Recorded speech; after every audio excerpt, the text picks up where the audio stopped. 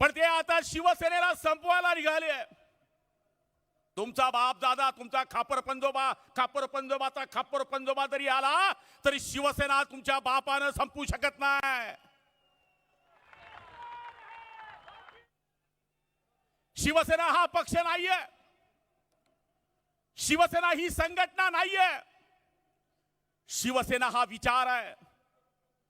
पक्ष संपतात, संघटना संपते, पण विचार संपू शकत नाही. आणि जोपर्यंत ही धरती सूर्यचंद्र तारे आहेत तोपर्यंत बाळासाहेबांचे विचार संपू शकत नाही. आणि जोपर्यंत बाळासाहेबांचे विचार संपू शकत नाही तोपर्यंत शिवसेना संपवणारा कोणी माईचा लाल पैदा होऊ शकत नाही. म्हणून सगळ्यांनी आता अमोशासारखं देदान सुटेग्रहण सुरू केलंय. गल्ली गल्लीमध्ये जाऊन आम्हाला हिंदुत्व सांगायला लागले. गुलाबराव पाटलांची हिस्ट्री चेक करा. मी नेत्यांचं नाव तर सांगतच नाही. गुलाबराव पाटील कोणत्या कारणास्तव जेलमध्ये गेले होते हे रेकॉर्ड पोलीस स्टेशन मध्ये आहे. तुम्ही कोणत्या आंदोलनात पैदा झालते ते तर समजावून सांगा. मी तर नेहमी सांगतो, शिवसैनिक जो पैदा झालाय, जो जन्माला आलाय, जो शिवसैनिक शाखा प्रमुख जेलमध्ये गेला नाही तो शाखा प्रमुख होऊ शकत नाही. ही आमची ब्रीद आहे. त्याच्यावर बरेच आरोप केले गेले. तुम्ही आम्हाला हिंदुत्व शिकवू शकत नाही. मी शेतकऱ्याचा पोट आहे. वाईट एका गोष्टीचं वाटतं, सरकार काम करत नाहीये हे ठीक आहे, पण कधीतरी शेतकऱ्यांच्या बाबतीत बोललं पाहिजे. दादा तुम्ही कृषी मंत्री आहे, मटेरियलचा भाव ठरवून सांगा. डीएपी वाढली आहे, सुपर फॉस्फेट वाढलाय, युरिया वाढली आहे, मटेरियलचे भाव वाढले, बियाण्याचे भाव वाढले. शेतकरी जो मरतोय तो पुन्हा मरणार आहे, याच्यावर कोणाला घेणं देणं नाही. शेतकरी हा पाठीचा कणा आहे. 52% लोकांना रोजगार देणारा शेतकरी आहे. त्याला गॅस महाग, त्याला पेट्रोल महाग, त्याला डिझेल महाग, त्याला मटेरियल महाग, याच्यावर कोणी बोलायला तयार नाहीये. सगळे तोत्रे तात्रे इकडे होऊन काहीतरी बोलताय. त्यांनी बोललं पाहिजे. आणि मला तरी असं वाटतं की तुम्हाला पुन्हा उभं राहावं लागेल. मांग कर नाही तो छीन कर ही ताकद शिवसैनिकाला उभी करावं लागल. गुलाबराव पाटील मारापिटी करतोय आणि तू बघतोय तर हे जमणार नाही. जर कोणी अंगावर आलं तर सगळ्यांना शिंगावर घ्यावं लागेल आणि पुन्हा शिवसेना कशी दाखवते हे आपल्याला सिद्ध करावं लागल. म्हणून मी आपल्याला विनंती करणार आहे की वंदनीय उद्धव साहेब ठाकरेंच्या मागे आपण सगळेजण तर आहोत, पण आजची ही गर्दी जे टीका करणारे आहेत त्यांना माझं आव्हान आहे, जरा बघा, फोटो बघा आणि रात्री विचार करा. माझ्यानंतर बरेच नेते बोलणार आहेत. चिठ्ठी येते, ही शिवसेनेची चिठ्ठी आहे. त्यामुळे मी माझं बोलतं आवडतं घेताना आपल्याला आई जगदंबा उदंड आयुष्य देव, बलदंड शक्ती देव. जो जो शिवसेनेला अडवा येईल त्याचा सत्यानाश हो. जय हिंद, जय महाराष्ट्र. धन्यवाद पाटील साहेब. यानंतर शिवसेना नेते आणि नगरविकास मंत्री एकनाथजी शिंदे यांना विनंती करतो की त्यांनी आपले विचार मांडावे.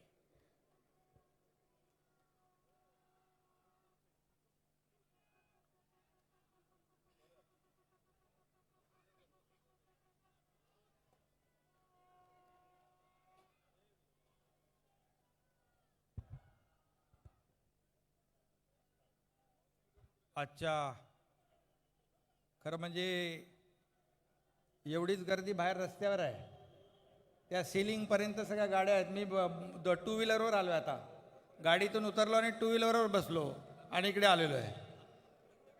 सिलिंगपर्यंत गाड्यांची गर्दी सगळे. आजच्या या विराट सभेला उपस्थित पर्यावरण आणि पर्यटन मंत्री आदित्यजी ठाकरे,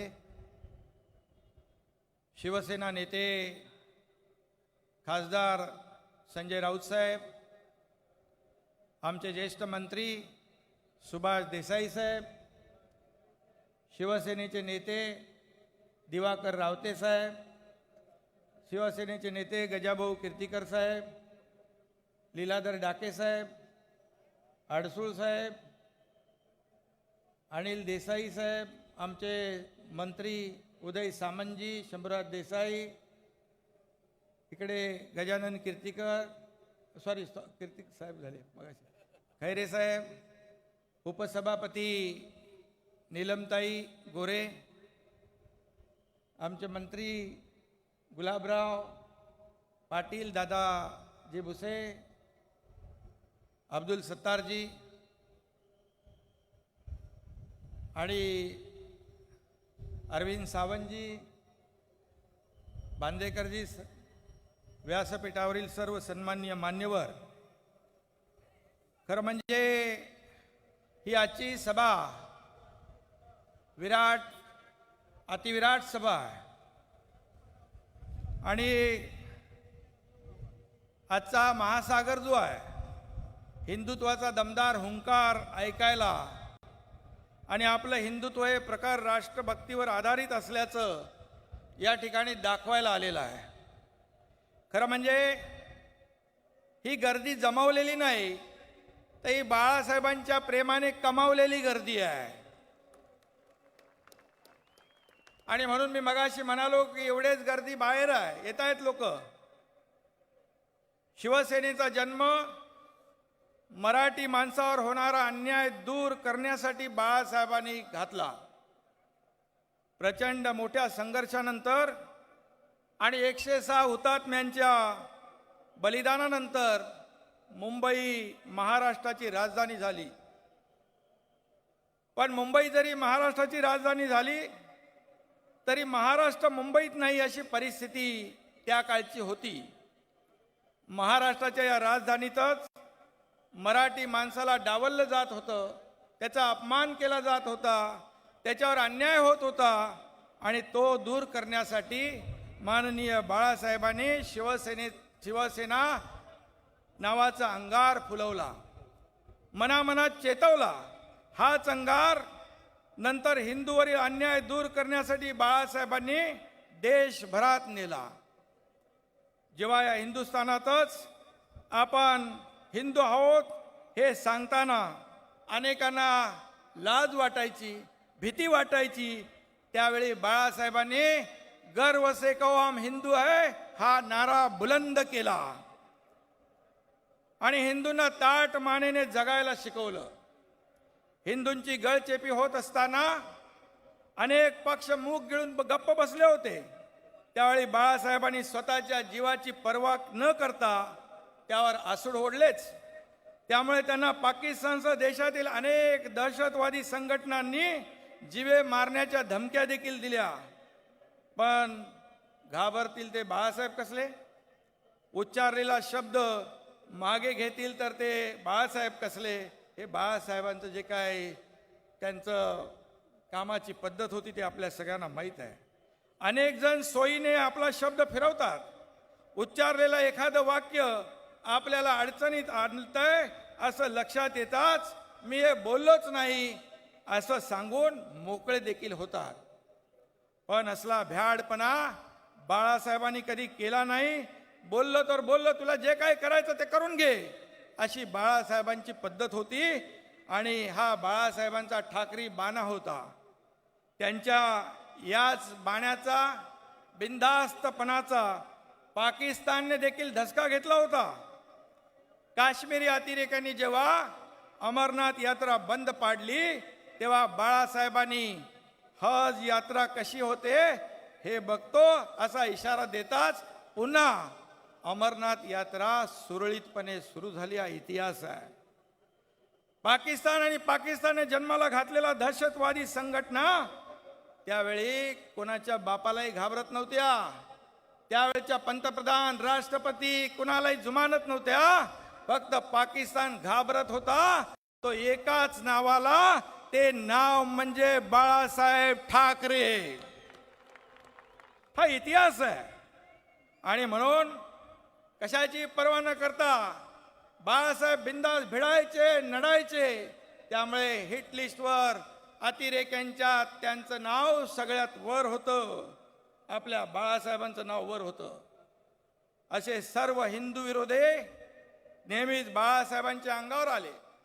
पण अंगावर आलेल्या प्रत्येकाला शिंगावर घेत बाळासाहेब पुढे जात राहिले. आपण सर्व त्यांच्याच मुशीतून तयार झालेलो आहोत. आपल्याला त्यानेच घडवलेलं आहे. आपल्याला त्यानेच आकार दिलेला आहे. त्यामुळे बाळासाहेबांचा शिवसैनिक कोणाच्या बापाला घाबरला नाही आणि घाबरणारही नाही.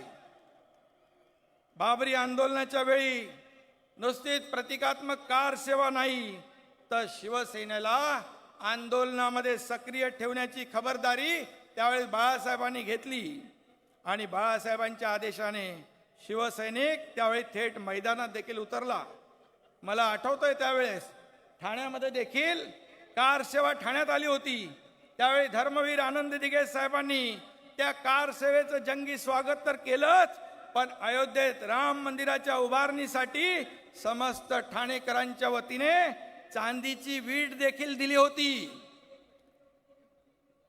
बाळासाहेब एकमेव असे नेते होते की जे छाती ठोकपणे म्हणाले, होय, बाबरी माझ्या शिवसैनिकांनी पाडली असेल तर त्याचा मला अभिमान आहे, हे बाळासाहेबांनी म्हटलेलं आहे.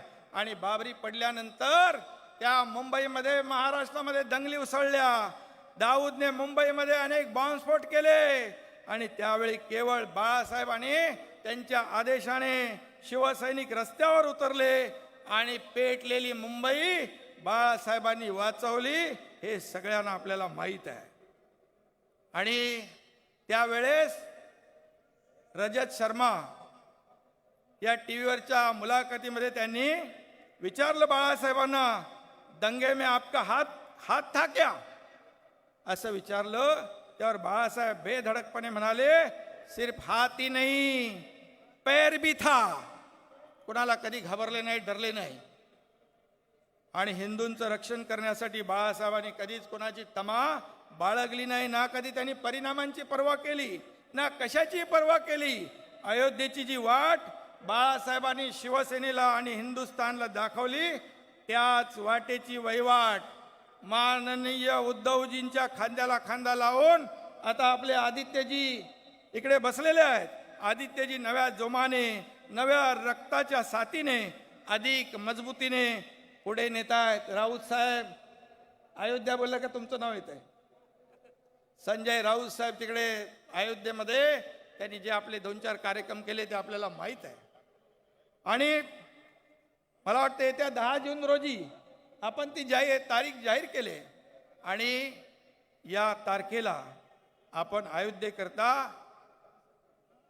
आदित्यजी सीमोल्लंघन करतील, राऊत साहेब आपले मार्गदर्शक असतील आणि शिवसैनिकांची मोठी फौज आदित्यजींच्या बरोबर या ठिकाणी या मोहिमेवर असेल. आणि चला अयोध्या या नाऱ्याला प्रतिसाद देत आजच्या एवढीच आपला जनसागर देखील आपण ठरवलं तर अयोध्येत देखील आपण एवढा जनसागर त्या ठिकाणी उसळू शकतो. आणि म्हणून यात शंका नाही, आपण येणार ना अयोध्येला? हाय राऊत साहेब, फुल तयारी आहे.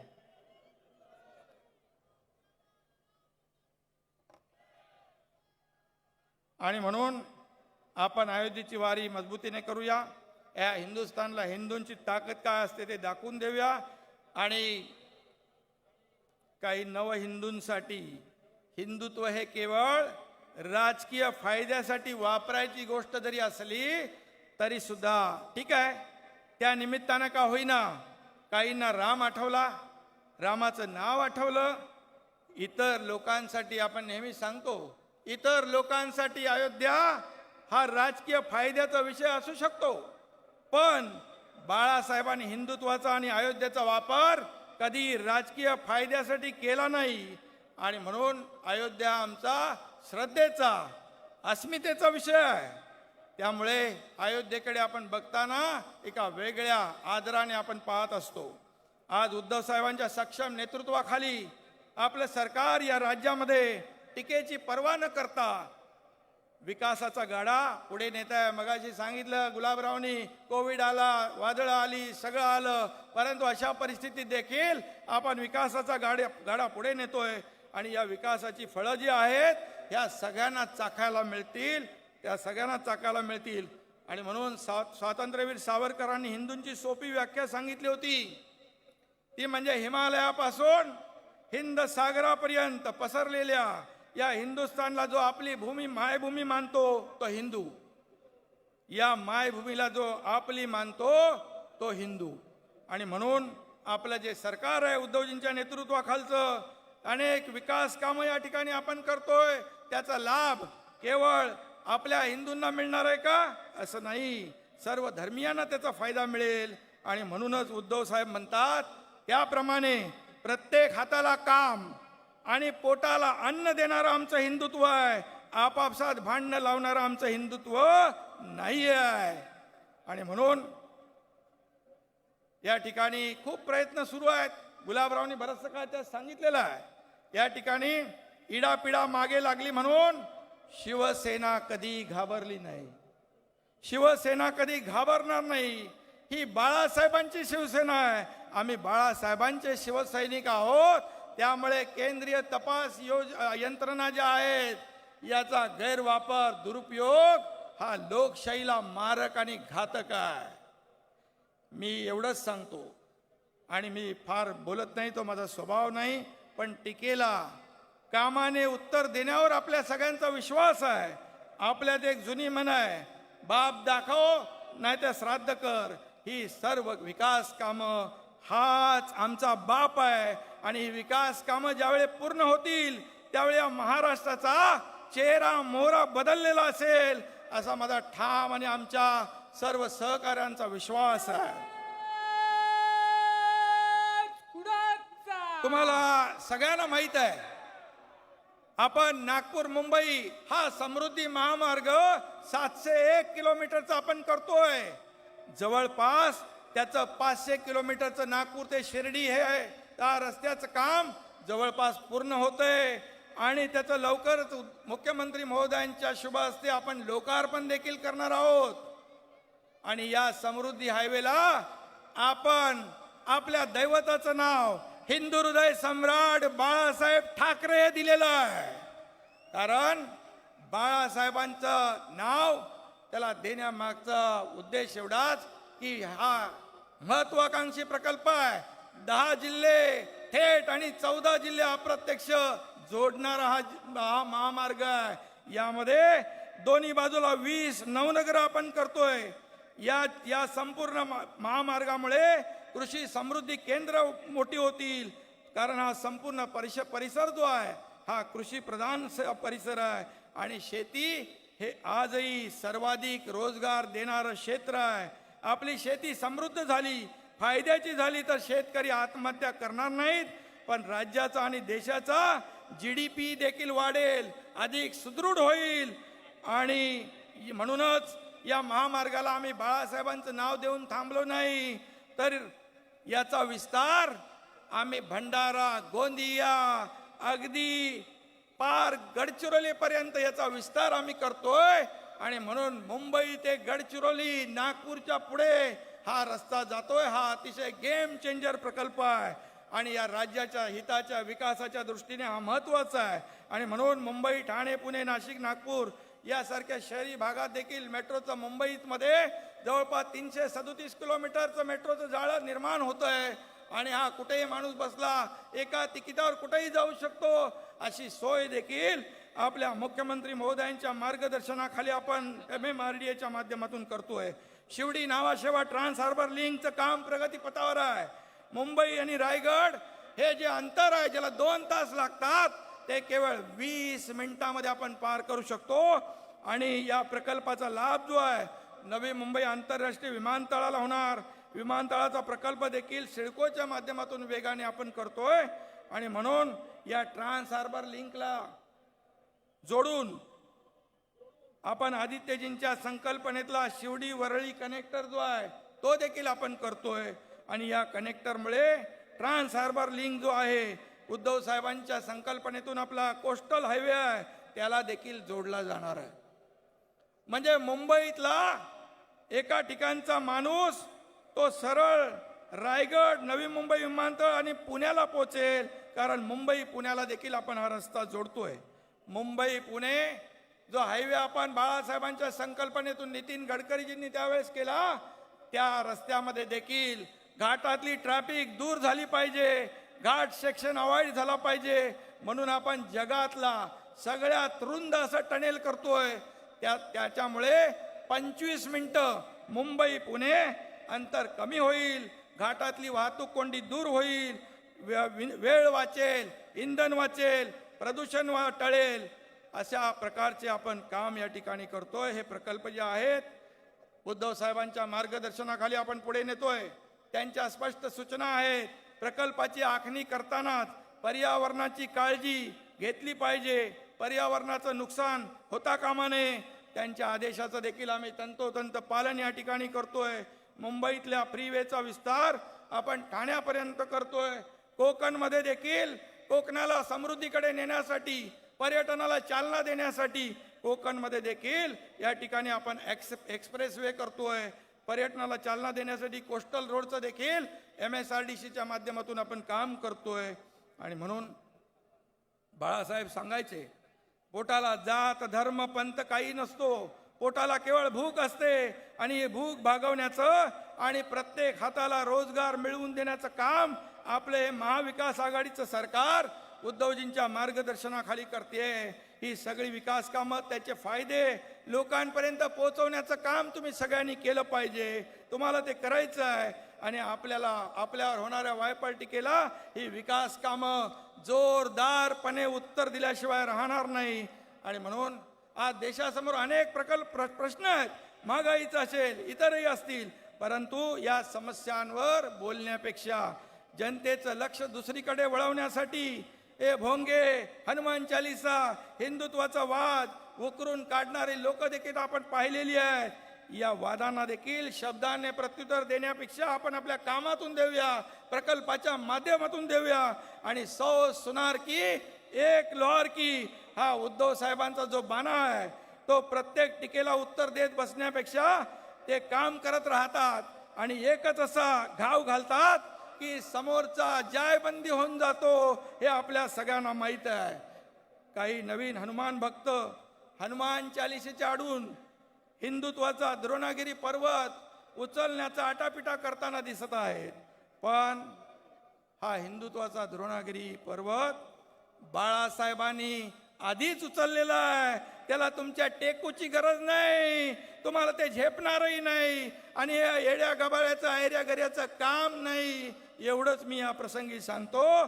त्यामुळे मी एकच सांगतो, शिवसेनेचा नाद करायचं नाही. काय नाद करायचा नाही. धन्यवाद. जय हिंद, जय महाराष्ट्र. धन्यवाद शिंदे साहेब. यानंतर आपले विचार व्यक्त करण्यासाठी मी या ठिकाणी आमंत्रण देतो शिवसेना नेते, पर्यावरण मंत्री आदित्यजी ठाकरे यांना की त्यांनी या सभेत आपले विचार प्रकट करावे. महाराष्ट्रातील तमाम युवकांचे प्रेरणास्थान, युवा हृदय सम्राट, युवराज, माननीय युवा सेना अध्यक्ष, महाराष्ट्र राज्याचे सन्माननीय पर्यावरण तथा राजशिष्टाचार मंत्री श्रीमान आदित्य साहेब उद्धव साहेब ठाकरे यांचा आवाज पुढचा.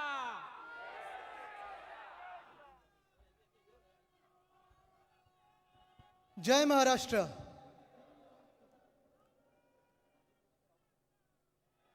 खरं तर माझ्याकडे काही शब्द नाहीत बोलायला. येताना मी गर्दी बघत होतो, इथे आल्यानंतर देखील गर्दी बघितली. आणि आज जे इथे शिवप्रेमी सगळे शिवसैनिक जमलेले आहेत, मला वाटतं पहिली रांग जर इथे वांद्रेमध्ये असेल तर मागची रांग, शेवटची रांग ही कुर्ल्यापर्यंत पोचलेली आहे. एवढी तुफान गर्दी आहे. आणि येत असताना शिंदेसाहेब जे आपण बोललात ते खरं आहे. माझा पण विचार होता की चालत यायचं, कारण कमीत कमी 50 ते 100 बसेस आणि अनेक शिवसैनिक रस्त्यावरनं देखील चालत होते. कारण आज जी सभा आहे आपल्याला मुख्यमंत्री महोदयांना ऐकायचं आहे, पक्षप्रमुखांना ऐकायचं आहे, आपण सर्व त्यांच्यासाठी आलेलो आहोत. पण येताना आणि आत्ता नतमस्तक होताना आपल्या समोर मला ह्या सर्व जनतेमध्ये पंचरूपी पंचमुखी हनुमान दिसले. मर्यादा पुरुषोत्तम भगवान श्री राम, सीता, लक्ष्मण दिसले. महादेव, शंकर दिसले. विघ्नहर्ता गणपती बाप्पा, सिद्धिविनायक दिसले. आमचं कवच कुंडल आहे हे सगळे शिवसैनिक म्हणजे. पण सर्वात महत्त्वाचं म्हणजे इथे सगळे जे पुरुष आणि महिला बसलेले आहेत, ते सगळे शिवसैनिक बसले आहेत, महिला आघाडी बसली आहे. आपल्या सर्वांमध्ये माझे आजोबा हिंदू हृदय सम्राट बाळासाहेब ठाकरे आणि माझी आजी दिसली.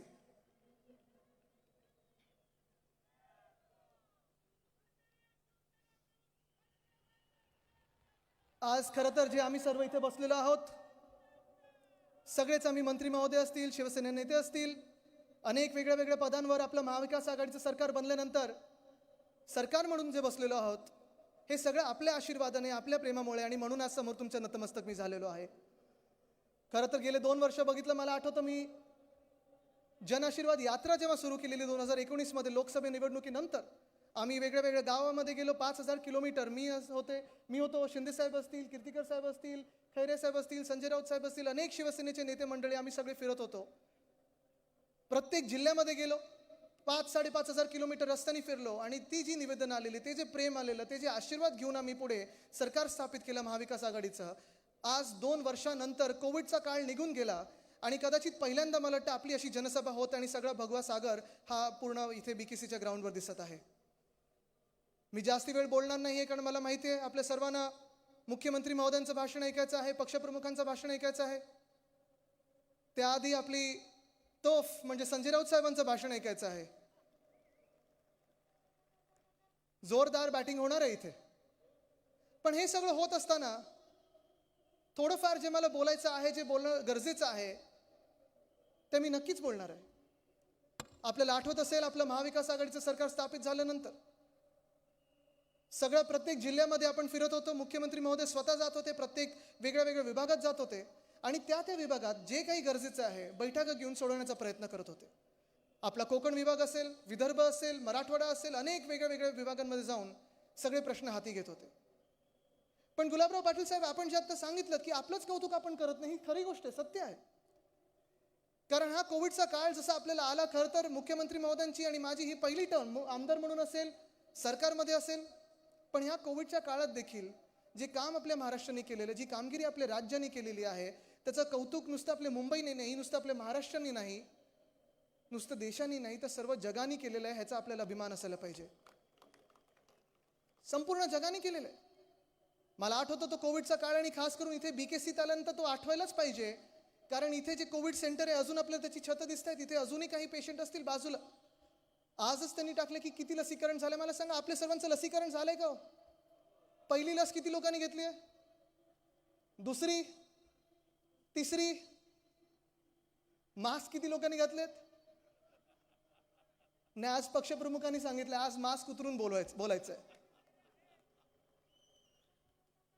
पण मला तो काळ आठवतो 2020चा. 2020 8 मार्च आपले अर्थमंत्री उपमुख्यमंत्री महोदय अजित पवार साहेबांनी बजेट सादर केलेलं, महाराष्ट्रासाठी एक महत्त्वाचं बजेट सादर केलेलं. आणि सरकार आल्या आपण जे पहिली घोषणा केलेली, आपल्या शेतकऱ्यांची कर्जमुक्ती, ती आपण केलेली, ते करून दाखवलेलं. आणि त्याच्यानंतरचं हे आपलं अर्थसंकल्प होतं. पण हे सगळं होत असताना कोविडचा जो काळ आला, कोविडच्या केसेस वाढायला लागल्या. आणि त्यावेळी मला आठवतं त्याच विधान भवनात मुख्यमंत्री महोदयांनी MMRDAचे कमिशनर आणि मुंबईचे महानगरपालिकेचे कमिशनर ह्यांना बोलवून घेतलं आणि त्यांनी सांगितलं की तुम्ही काही करा, आर्मी बोलवा, स्वतः तुमची ताकद लावा, पण पुढच्या 15 दिवसात आपल्या BKCमध्ये एक पहिलं चांगलं हॉस्पिटल निर्माण केलं पाहिजे. आणि तसंच्या तसं आपण 15 दिवसामध्ये इथे या BKCच्या ग्राउंडवर नुसतं महाराष्ट्रात नाही, नुसतं देशात नाही, तर एशिया खंडातलं पहिलं हॉस्पिटल आपण मोबाईल हॉस्पिटल हे उभं केलं. लॉकडाऊन आपण जाहीर करत असताना आपला लॉकडाऊन जो होता तो टप्प्याटप्प्याने होता. आपण पहिले मॉल बंद केले, दुकानं बंद केली, शाळा कॉलेज बंद केले, कार्यक्रम बंद केले, जाहीर कार्यक्रम बंद केले आणि हळूहळू आपण लॉकडाऊनच्या ठिकाणी जात असताना तातडीने 24 तासातलं लॉकडाऊन केंद्र सरकारने जाहीर केलं. आणि तरी देखील त्या लॉकडाऊनला न घाबरता न भीता आपण ते सगळे कायदे कानून जे पाळले, लोकांना आपलंसं केलं. आणि मला आठवतं अजूनही जो काही आपला सर्वे होत असतो, जो काही लोकांमधून जी काही जनमतं घेत असतो, मला आपण सांगा, जेव्हा जेव्हा आपण मुख्यमंत्री महोदयांना टी व्हीवर बघितलेलं आहे आणि खास करून महिलांमधून ही प्रतिक्रिया येत असते, त्यांना असं वाटत असतं आणि तरुणांना देखील वाटत असतं की जेव्हा जेव्हा मुख्यमंत्री महोदय टी व्हीवर यायचे, फेसबुक लाईव्हवर यायचे आणि सांगायचे की आज लॉकडाऊनचा कुठचा टप्पा आहे, काय उघडतोय, काय बंद करतोय, तेव्हा असं वाटायचं नाही की मुख्यमंत्री येऊन टी व्हीवर दम देतोय. असं वाटायचं की आपल्या घरातलं कोणीतरी वडीलधारी माणूस येऊन आपल्याला सांगतोय की काळजी कशी घ्यायची. ह्याला म्हणतात मुख्यमंत्री, ह्याला म्हणतात राज्यप्रमुख. आज ह्या महाराष्ट्राला पुढे नेत असताना जर आपण बघितलं तर हे मुख्यमंत्री आपले जे उद्धवसाहेब ठाकरे आहेत, आपल्या हक्काचा मुख्यमंत्री, अनेक वर्ष 99 नंतर आपण हे स्वप्न बघायचो की कधी ना कधी तरी महाराष्ट्राचा मुख्यमंत्री हा शिवसैनिक असेल. कदाचित हेच ठरलं असेल की जेव्हा नुसतं महाराष्ट्रावर नाही, नुसतं देशावर नाही, जगावर जेव्हा सर्वात मोठं संकट येतं तेव्हा WHO देखील धारावी पॅटर्न काय हे दाखवायला आपला मुख्यमंत्री हा मुंबईकर असेल आणि शिवसैनिक असेल, ही नियतीची खेळ असेल. आणि म्हणून जर आपण बघितलं गेल्या 2 वर्षात, आता आपल्या सरकारला, महाविकास आघाडी सरकारला 2.5 वर्ष होत आली आहेत, पण सतत गेले 2 वर्ष टॉप 5 मध्ये जे देशातले टॉप 5 मुख्यमंत्री असतात, सगळ्या राज्यांमधले मुख्यमंत्र्यांचं जेव्हा नामांकन केलं जातं, त्यांना रेट केलं जातं की कशी कामगिरी आहे त्यांची, लोकांकडून महत्त्वाचा फीडबॅक घेतला जातो, तेव्हा देशभरात टॉप 3 मध्ये, टॉप 5 मध्ये सलग 2 वेळा येणारे आपले मुख्यमंत्री उद्धवसाहेब ठाकरे, आणि त्यांचं आज मला कौतुक करायचं आहे. आणि हे कौतुक एक शिवसैनिक म्हणून नाही, युवासेना प्रमुख म्हणून नाही, त्यांचा मुलगा म्हणून नाही, तर ह्या महाराष्ट्राचा आणि ह्या देशाचा नागरिक म्हणून करायचे की महाराष्ट्राने देशाला दिशा दाखवली की कोविडचा लढा कसा देतो आपण. पण कोविडचा काळ असताना देखील मुख्यमंत्री उद्धवसाहेब ठाकरे असतील, उपमुख्यमंत्री अजित पवार साहेब असतील, महसूल मंत्री बाळासाहेब थोरात साहेब असतील, आम्ही अन्य सर्वच मंत्री, माहिती शिंदे साहेब बसलेले आहेत, गुलाबराव पाटील साहेब बसलेले आहेत, बुमरे साहेब आहेत, सत्तारजी आहेत, सगळेच कुठेही आम्ही थांबलो नाही. कोविडच्या काळात तर फिरत होतोच, लोकांना मदत करत होतो, थोडी आम्ही काळजी घ्यायचो, कारण आपण आलो की गर्दी असतेच आणि त्यावेळी गर्दी टाळायची होती. पण हॉस्पिटल नवीन बांधायचं असेल, कोविडची चाचणी असेल, लसीकरण असेल, अनेक गोष्टी ह्या सगळ्या होत असताना देखील कुठेही आपले विकास कामं थांबली नाहीत. शाश्वत विकास आपल्या महाराष्ट्राचा चालू राहिला. किती कामं आता मोजून दाखवायची, आता जे शिंदे साहेब सांगत होते त्यांच्याच एका खात्यातून जर बघितलं तर मेट्रोची कामं कुठेही थांबली नाहीत. मेट्रोची कामं जोरदार सुरू आहेत. मेट्रो 2A उद्घाटन झालेलं आहे, मेट्रो 7चं उद्घाटन झालेलं आहे. लवकरच इतर जी मेट्रोची कामं आहेत त्याचा देखील आपण व्याप वाढवणार आहोत आणि आपण प्रत्येक गावाला, MMRला या मेट्रोमधून जोडणार आहोत. मुंबईचा सागरी किनारा असेल, कोस्टल रोड असेल, आपण बघितलं असेल, कोस्टल रोड साधारणपणे 60% पूर्ण झालेला आहे. मुंबई ट्रान्स हार्बर लिंक 63% पूर्ण झालेला आहे. मुंबई नागपूर हायवे लवकरच त्याचं उद्घाटन होणार आहे. पण हे सगळी कामं करत असताना आपल्याला जाणवत असेल की आपण काळजी पण घ्यायचो कोविडची आणि कामं देखील थांबवली नाहीत. अर्थचक्र हे आपलं सुरू ठेवलेलं आहे. थोडी आपल्याला त्यावेळी भीती होती की अर्थचक्र चालू कसं होणार, सुरुवात कशी होणार. आपल्याला माहिती आहे की अर्थचक्र हे सुरू करायला लॉकडाऊन नंतर ही कठीण गोष्ट असते. पण कुठेही आपण डोळे झाकून बसलो नाही, कुठेही असं वक्तव्य केलं नाही की महागाई काय, महागाई थोडीशीच वाढली आहे. मला वाटतं केंद्रीय आत्ता अर्थमंत्र्यांनी असे कुठेतरी मध्ये त्यांचे बोल होते. असं कुठेही नाही. आपलं संवेदनशील नेतृत्व होतं आणि हे संवेदनशील नेतृत्व आपल्याला पुढे जर न्यायचं असेल तर आपल्याला विचार करायला लागेल की पुढच्या काळामध्ये हे महाविकास आघाडीचं सरकार, ह्याला आपण बळ कसं द्यायचं, आशीर्वाद कसे द्यायचे आणि पुढे कसं न्यायचं. BMCची कामं अनेक आहेत, महाराष्ट्र शासनाची कामं अनेक आहेत, पण मी तुम्हाला आज एक 31 वर्षाचा युवा म्हणून विचारत आहे. जे इथे सगळे तरुण मित्र माझे बसलेले आहेत, तुम्ही मला सांगा, जेव्हा आपल्या ह्या राज्यामध्ये, ह्या देशामध्ये जिथे जिथे आपण बघत आहोत अनेक प्रश्न उपस्थित होत आहेत.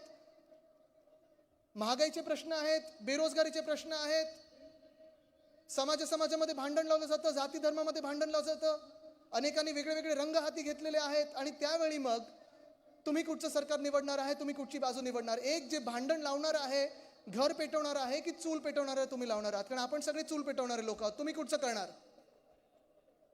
दुसरी बाजू अशीच आहे. आज पण जे आपलं ब्रीदवाक्य आहे, हृदयात राम आणि हाताला काम, हे जर आपल्याला पुढे घेऊन जायचं असेल तर शिवसेनेने जे ब्रीदवाक्य भगवान श्रीरामाचं घेतलेलं आहे तेच आपल्याला पुढे न्यायचं आहे. आणि जी वचनं, आपलं खरं तर हिंदुत्व हेच आहे की जी जी वचनं आपण देतो ती पूर्ण करून दाखवतो. आणि म्हणून एकच शब्द मी बोलीन आणि मला वाटतं मुख्यमंत्री महोदयांचं इथे स्वागत होत आहे, त्यांचं मी स्वागत करीन. पण एकच तुम्हाला सांगतो, रघुकुल रीत सदा चली आए, प्राण जाए पर, प्राण जाए पर. जय हिंद, जय महाराष्ट्र, वंदे मातरम. धन्यवाद आदित्यजी. आणि आता मी या ठिकाणी आमंत्रण देतो शिवसेनेची तोफ, शिवसेना नेते खासदार संजय राऊत साहेब यांना की त्यांनी या सभेला मार्गदर्शन करावं.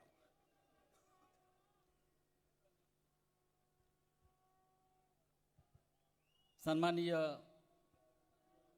आदित्य ठाकरे, व्यासपीठावरील सर्व मान्यवर, आदित्यजींनी सांगितलं की त्यांच्यानंतर माझं भाषण आहे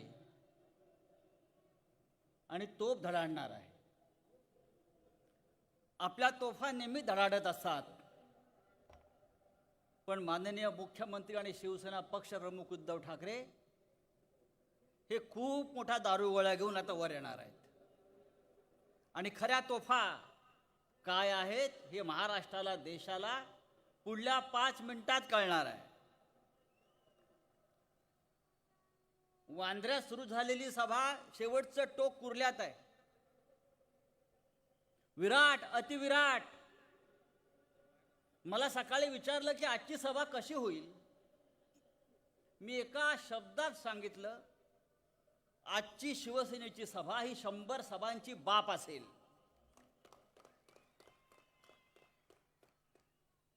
आणि दुसरं आहे, आजच्या सभेचा अर्थ काय आहे. आजची सभा काय सांगते.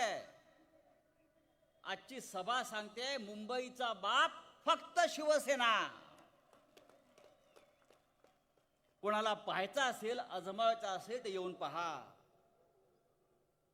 आणि आमचा बाप एकच, हिंदू हृदय सम्राट शिवसेना प्रमुख बाळासाहेब ठाकरे, बाळासाहेब ठाकरे, बाळासाहेब ठाकरे.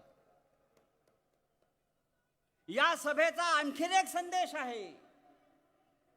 ही विराट सभा सांगते शिवसेना आणि महाराष्ट्र कोणापुढे झुकणार नाही, वाकणार नाही, तुटणार नाही. ना झुकेंगे ना डरेंगे. संघर्ष करत राहू, लढत राहू. लोक म्हणतात डर के आगे जीत होती है. मी म्हणतो संघर्षाच्या पुढे जीत आहे. आणि संघर्षाशिवाय कोणताही विजय हा कुचकाम आहे. आणि आम्हाला संघर्षाची सवय आहे. हा उसळलेला हिंदू महासागर, या उसळलेल्या लाटा, या हिंदू महासागराने जर महाआरती सुरू केली आता, आणि या हिंदू महासागराने हनुमान चालीसा वाचायला सुरुवात केली आता, तर त्या लडाखमध्ये जे चीनचं सैन्य घुसलेलं आहे ना, ते सुद्धा पळून गेल्याशिवाय राहणार नाही. एवढी ताकद या महासागरामध्ये आहे. आज छत्रपती संभाजीराजांची जयंती आहे.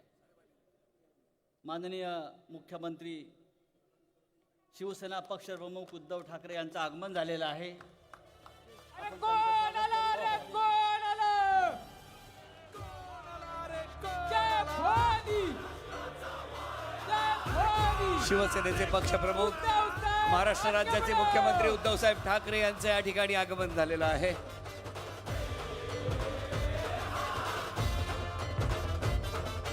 त्याचबरोबर प्रेक्षकांमध्ये रश्मी वहिनी आणि तेजस्वी ठाकरे यांचंही आगमन झालेलं आहे. मी विनंती करतो शिवसेना पक्षप्रमुख उद्धवसाहेब ठाकरे यांना की त्यांनी छत्रपती शिवाजी महाराजांच्या पुतळ्यास पुष्पहार अर्पण करावा. गोब्राह्मण प्रतिपालक क्षत्रिय कुलावतौ सिंहासनाधीश्वर महाराजाधिराज शिवछत्रपती शिवाजी महाराज की. सुभाषजी देसाई साहेबांना विनंती आहे प्रबोधनकारांच्या पुतळ्यास दिवाकर रावतेजी शिवसेना नेते हे पुष्पहार अर्पण करत आहेत. त्याचबरोबर सुभाषजी देसाई साहेब हिंदू हृदय सम्राट शिवसेना प्रमुख बाळासाहेब ठाकरे यांच्या प्रतिमेस पुष्पहार अर्पण करत आहेत. इंदूर ताई आणि सम्राट, नीलमताई गोरे सेनापती या माननीय माँसाहेबांच्या शिवसेना प्रतिमेस प्रमुख पुष्पहार अर्पण श्रीमान करत आहेत. बाळासाहेब ठाकरे यांचा सर्व सन्माननीय नेत्यांना भेटून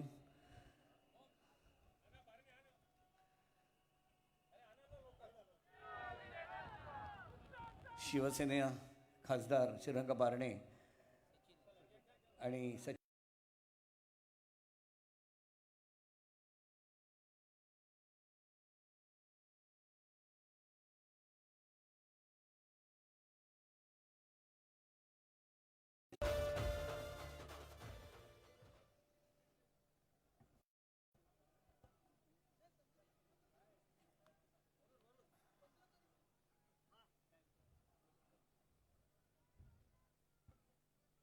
आज छत्रपती संभाजी राजांची जयंती आहे. हिंदवी स्वराज्य छत्रपती शिवाजी महाराजांनी निर्माण केलं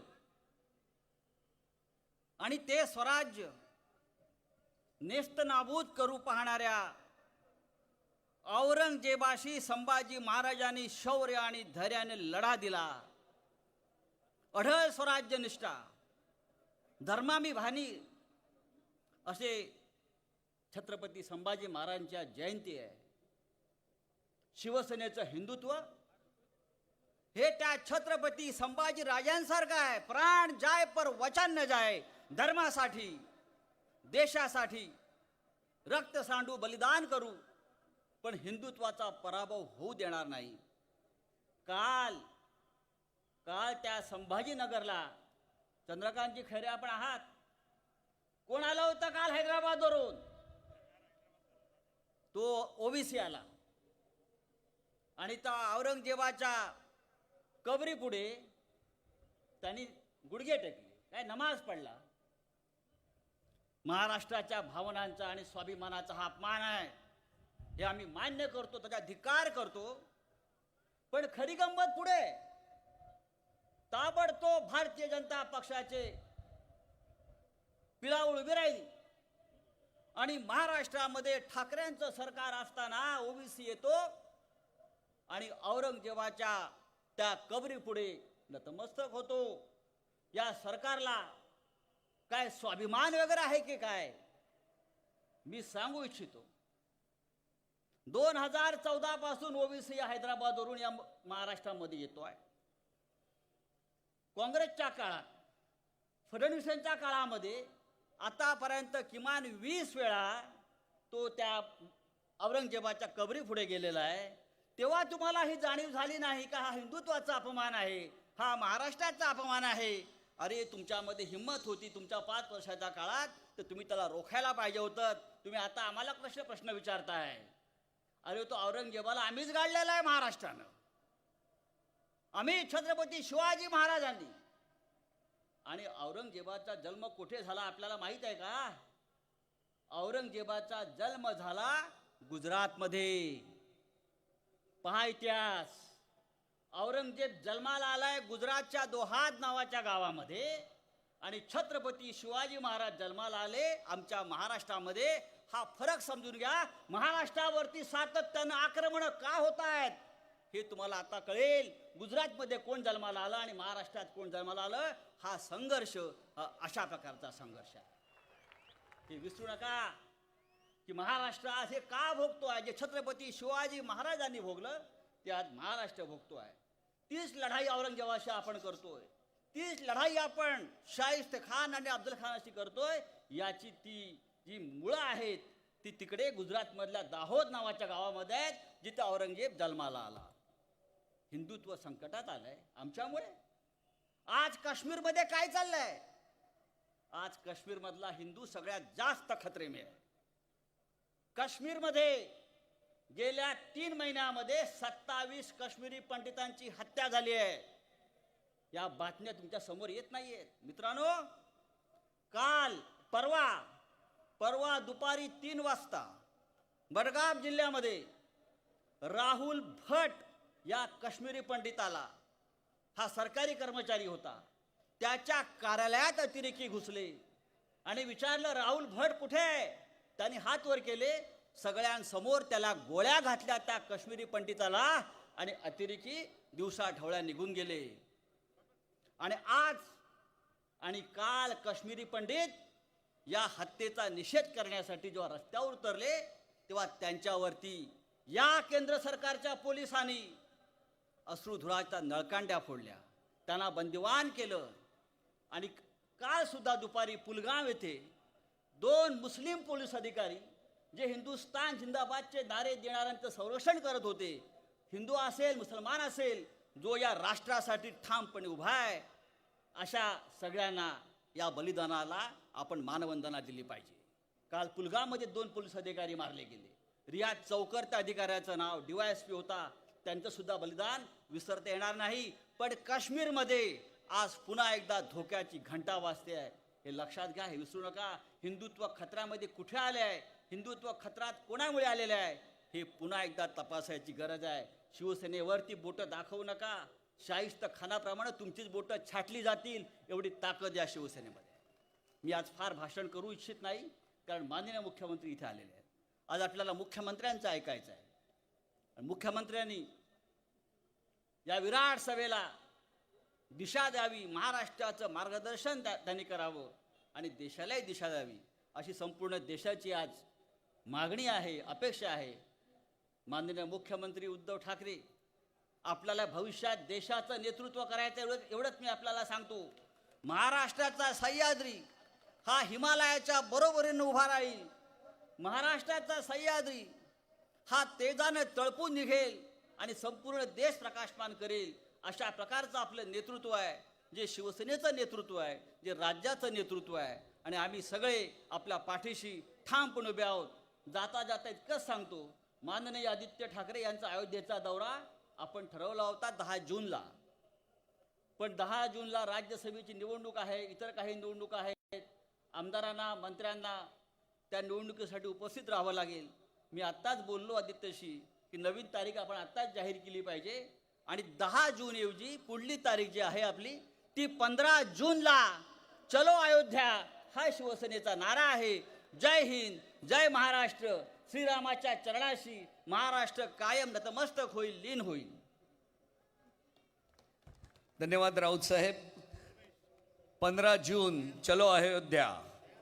मी विनंती करतो, आपण ज्यांचे विचार ऐकण्यासाठी इतक्या मोठ्या संख्येने, लाखोंच्या संख्येने गर्दी करून आहात, जेवढे शिवसैनिक या ठिकाणी BKC ग्राउंडवर आहेत त्यापेक्षा जास्त बाहेर आहेत. शिवसेनेचे पक्षप्रमुख आदरणीय उद्धव साहेब ठाकरे यांना विनंती आहे की त्यांनी या सभेला संबोधित करावं. साहेब,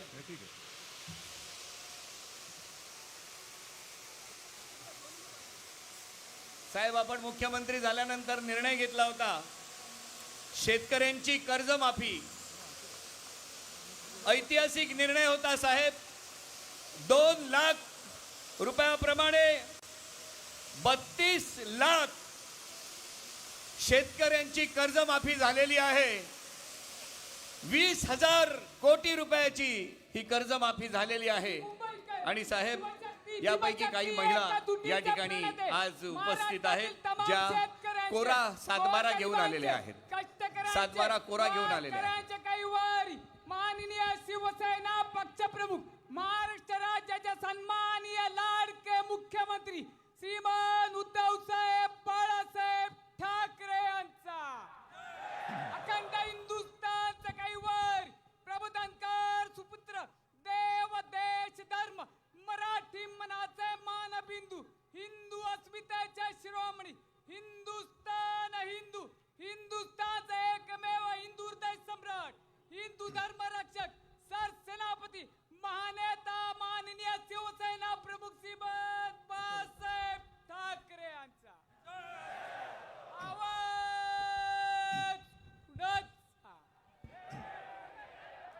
जमलेल्या माझ्या तमाम हिंदू बांधवांनो, भगिनींनो आणि मातांनो,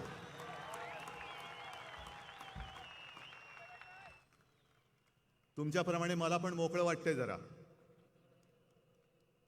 बऱ्याच दिवसांनी मैदानात उतरलेलो आहे, मोकळा श्वास घेतो आहे.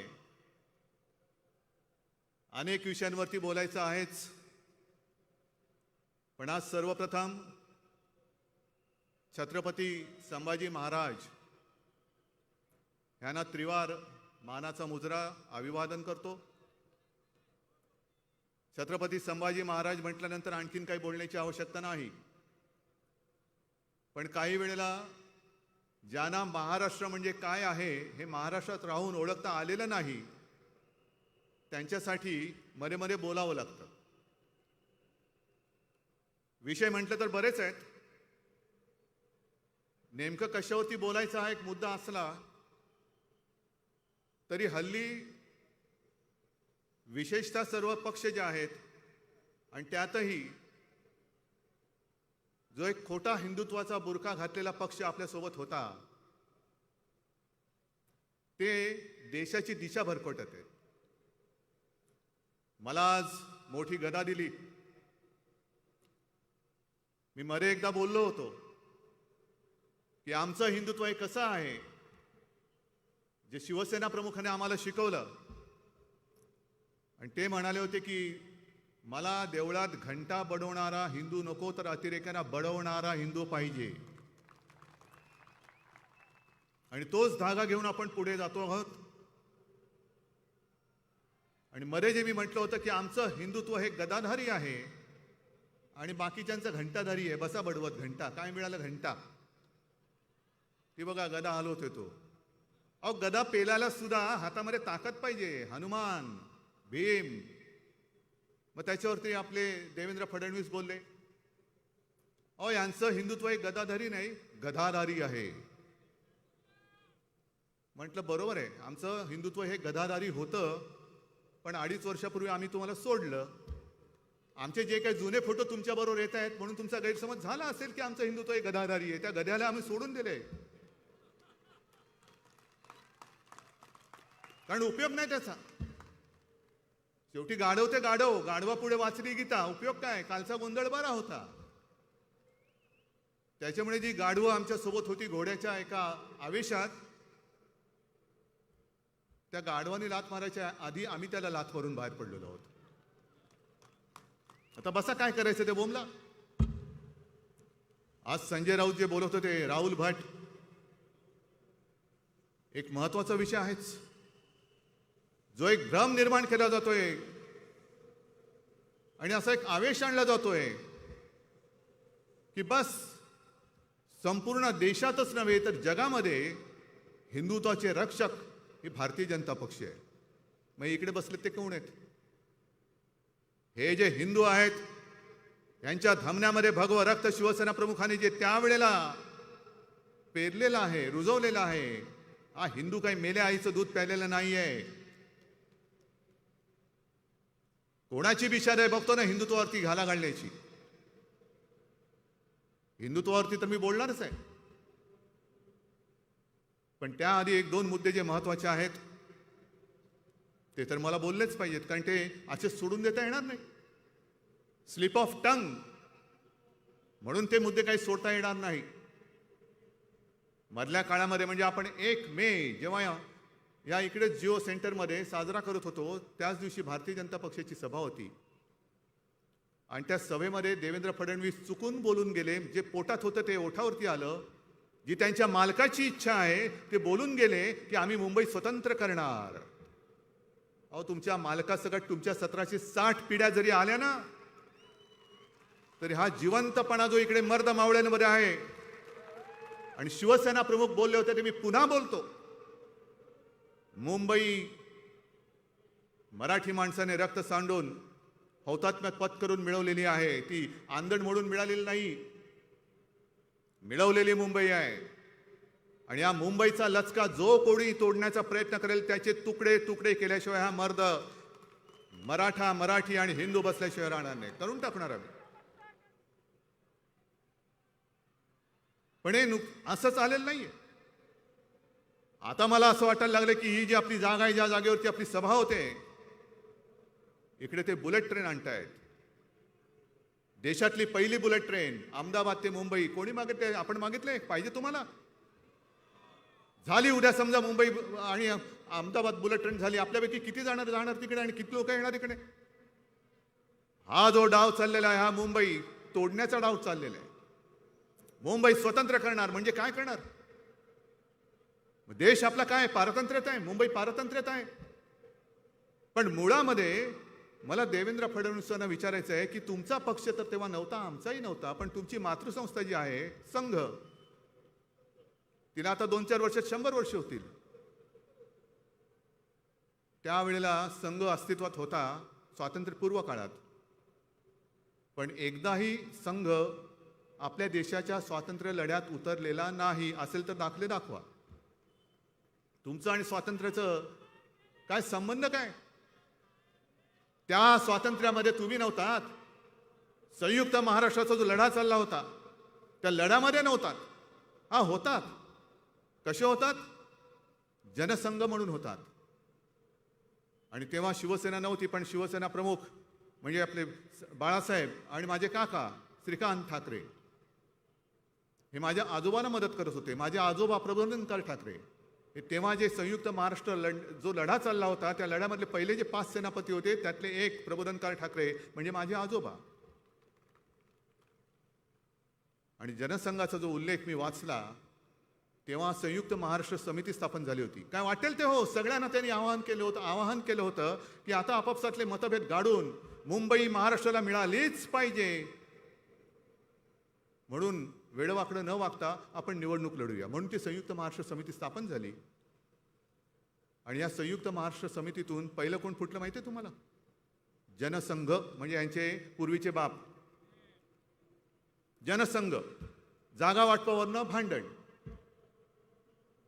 जे शिवसेना प्रमुख आपल्याला सांगायचे की जागा वाटप करताना ही जागा आमचीच, ती जागा आमचीच. अहो इकडे तुमचं काय आहे? नाही, इकडे आमचा एक कार्यकर्ता आहे, मोरंबा बनवतो चांगला, घराघरात जातो मोरंब्यातून, गोड आहे म्हणून आमची. इकडे काय, आमचा एक पापडवाला आहे, तो घराघरात पापड देतो. हे असं करत करत करत हे तेव्हापासून हा मुंबईचा लचका तोडण्याचा यांचा मनसुबा जो आहे हा वेळेत लक्षात घ्या. म्हणून मी तुम्हाला जे सांगतो ना की हे चुकून आलेलं नाहीये वाक्य, हे पोटातलं ओठावरती आलेलं आहे. हे पोटातलं ओठावरती आलेलं आहे.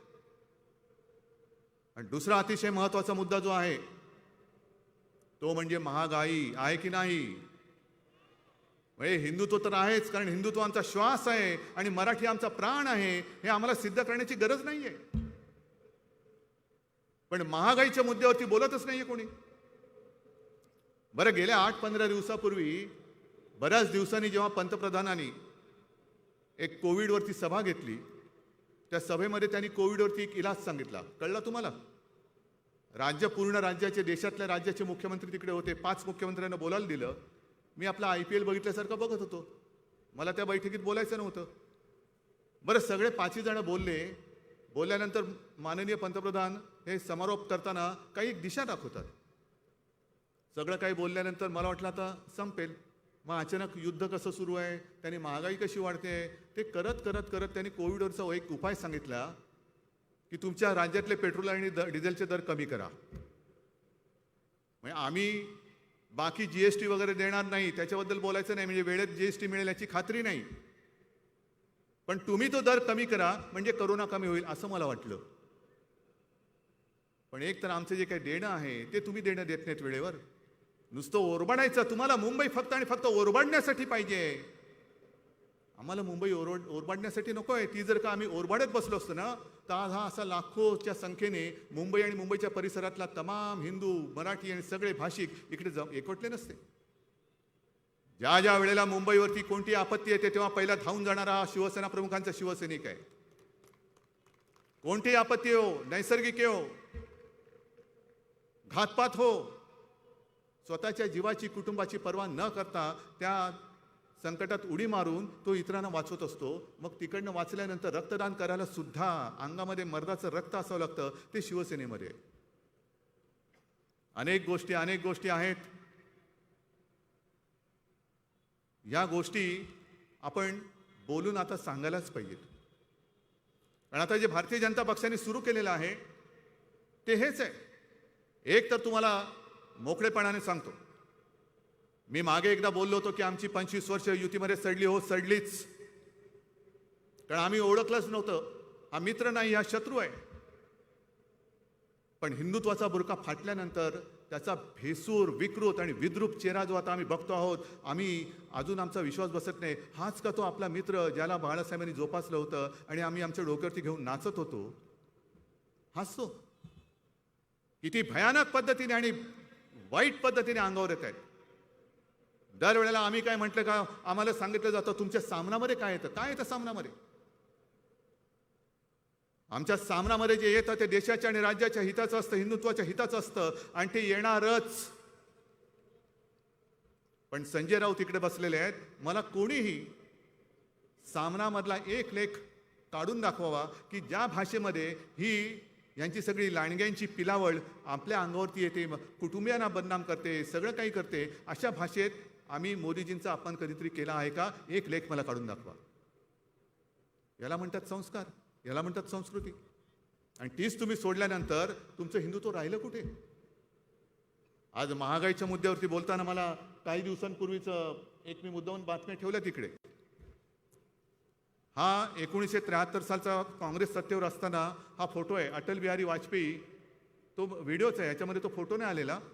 पण तेव्हा वाजपेयींनी बैलगाडीतून संसदेत गेले होते. बैलगाडीतून वाजपेयी गेले होते. का गेले होते? पेट्रोलची दरवाढ झाली. किती दरवाढ झाली होती आठवते तुम्हाला? 7 पैसे.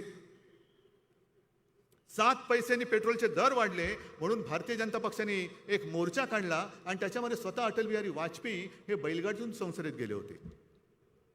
मग तो संवेदनशील भाजप गेला कुठे आज? जे तुम्ही सांगता की शिवसेना बाळासाहेबांची नेमक कोण आहे ते? आणि ही जर बाळासाहेबांची शिवसेना नसेल तर तुमचा भाजपा तरी आज अटलजींचा वगैरे राहिला आहे काय?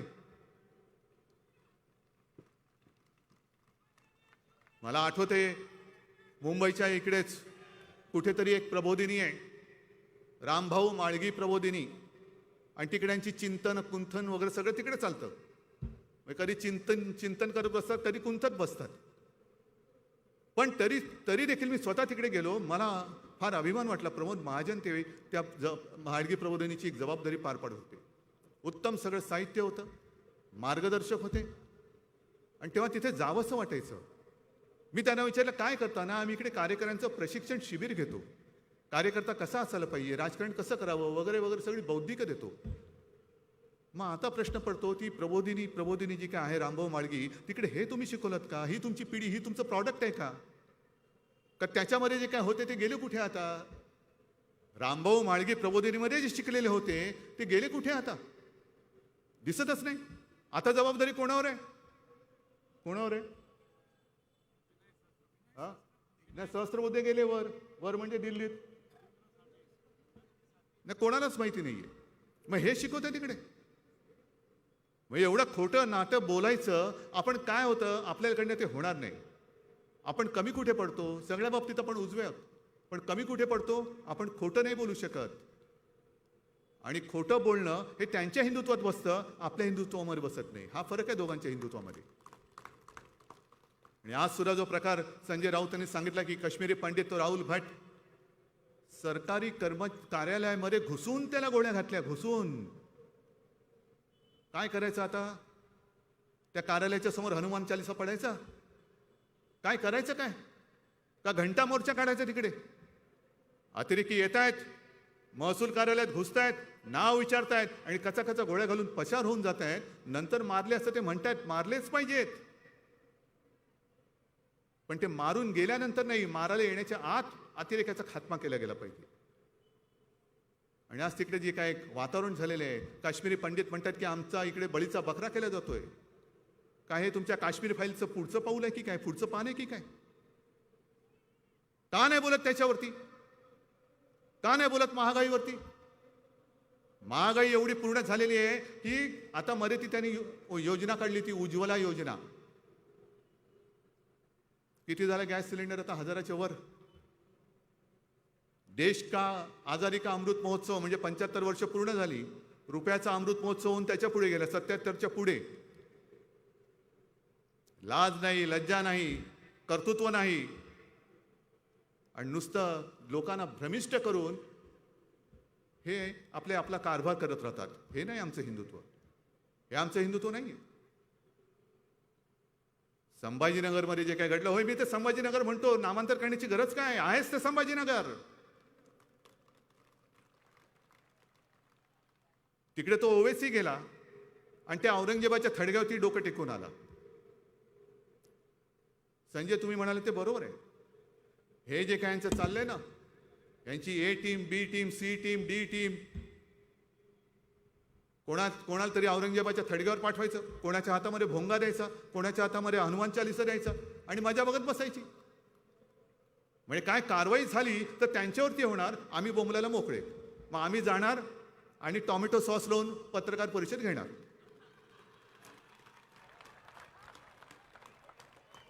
हे तुमचं शौर्य. अरे कसले फोटो काढताय आणि कसले करताय. बरं सुरक्षा किती, Z+ कोण देते, केंद्र सरकार कोणाला देते, या टिनपाटांना. मग तिकडे काश्मीरी पंडितांना सुरक्षा नाहीये.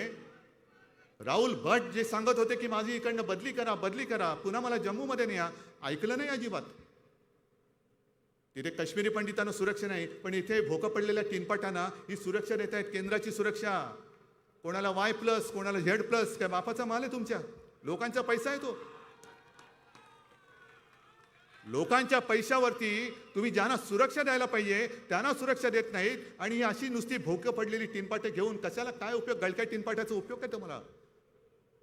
जरा टिनपाट सभ्य शब्द बोलो, खरं टमरेल बोलायचं होतं.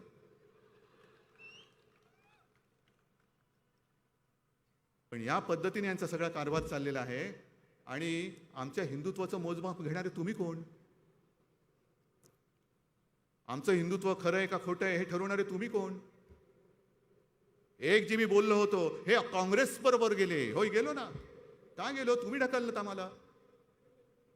पण आम्ही काँग्रेस सोबत गेलो तरी आमच्या हातातला आणि हृदयातला भगवा गेलेला नाही. मी विधानसभेत बोललेलो आहे, सत्ता असो वा नसो मला परवा नाही, पण आमचं हिंदुत्व हे तकलादू नाही, आमचं हिंदुत्व हे सच्च आहे. आणि मी विधानसभेत सुद्धा बोललेलो आहे. काँग्रेस बरोबर गेले म्हणून आणि हिंदुत्व सोडलं. काय हिंदुत्व म्हणजे काय धोतर वाटलं तुम्हाला, कधी नेसलं कधी सोडलं, कधी म्हणजे नेसायला तर ठीक आहे, सोडायला तरी लाज तुम्हाला नसेल वाटत. पण हिंदुत्व ही अशी नेसण्याची आणि सोडण्याची गोष्ट नाहीये. आम्ही काँग्रेस सोबत गेलो, उघड गेलो. तुमच्यासारखा सकाळचा शपथविधी नाही केला आम्ही. मग तुम्ही केलं तर पवित्र आणि आम्ही केलं तर अपवित्र.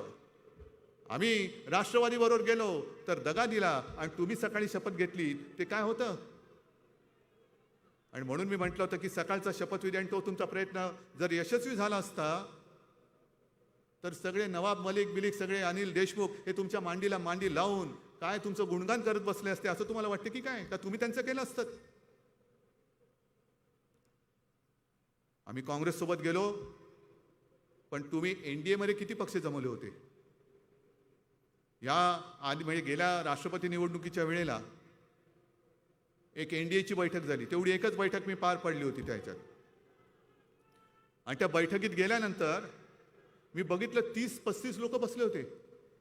माझ्या बाजूला नितीन गडकरी होते. म्हटलं हो ही लोक कोण, होय आपल्या NDAतले सहकारी.